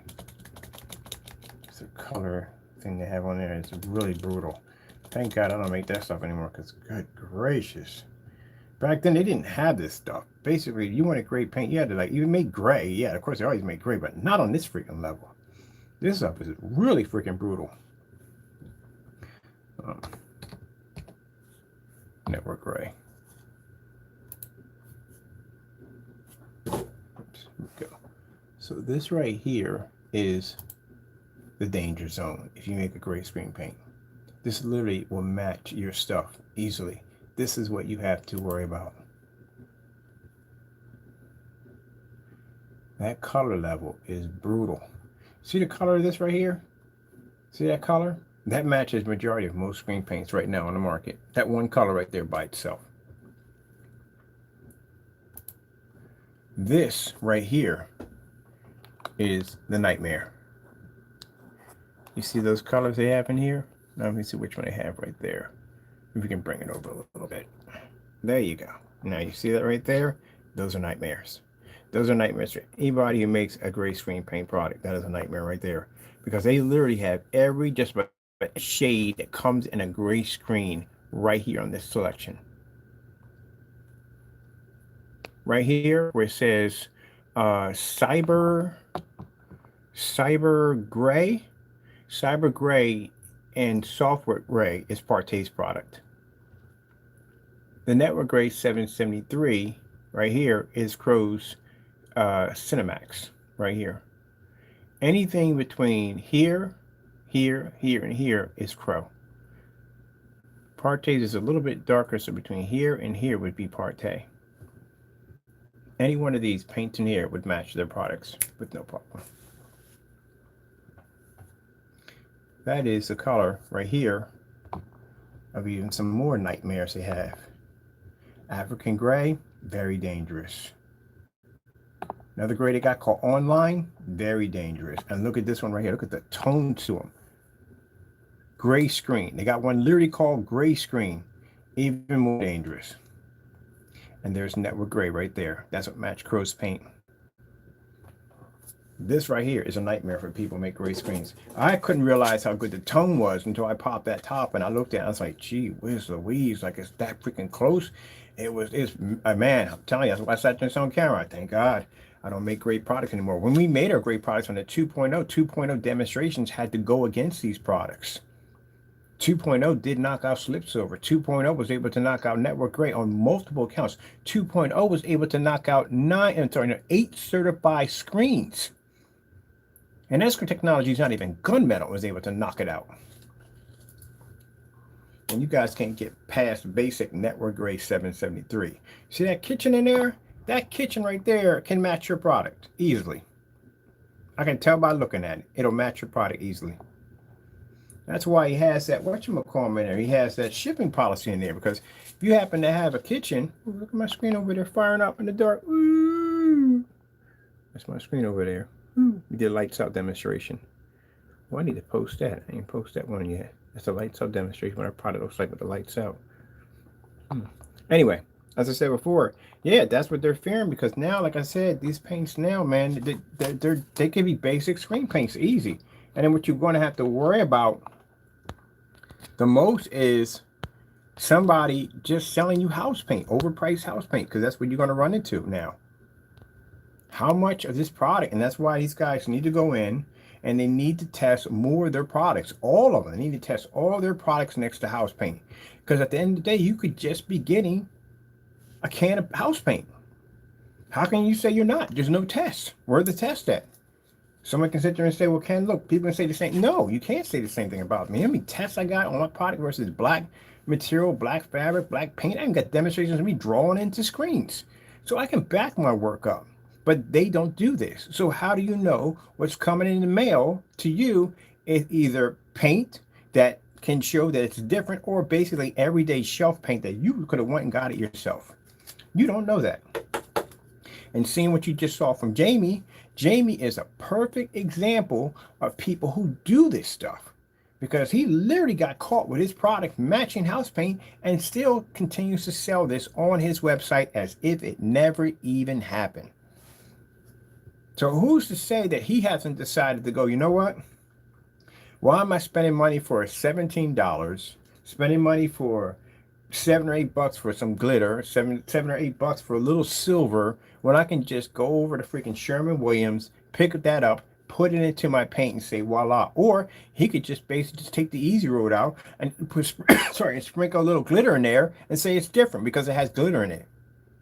No, you need to see tests. Because that's literally what he's probably was doing right now. After seeing that match, yeah, if he did something that sneaky where he's going to go on camera and he's going to talk all this trash and then turn around and delete his own video and then turn around and still sell the product, who's to say that he's not taking that same product off of Sherwin-Williams, which is going to be much cheaper, and just sprinkling a little glitter into it and say, voila, you know, this is different, and hook it up with that high-end projector, put it in the dark and bright. This is the quality that you're getting. Yeah, I told you that in the last couple of videos before you saw that demonstration. I don't know which is more sadder. The fact that he's done all these demonstrations on the Cinemax about this product being so different, then it matches the product in his own demonstration. Then he talks all this trash about how it's different and he knows it's not. Then he goes in and removes the video from the account. And then he turns around and he still continues to sell the product knowing that it matched. Yeah, that's a scammer right there. Okay, well, like I said, if you saw one of these videos and you have the paint and you basically paint this down, you go to this Sherwin-Williams or whatever and you buy that network crane and you paint it down, well, guess what he has in his policy? Delivered to your house, it's yours, and if you open it, it's yours. That's why he has to set up the way, just in case if you happen to stumble upon one of our videos. All right, well, that's basically about it. I got to go over to the storage unit, pick these up for the customer and one for whoever's going to order. Got to go. Thank you all, and God bless.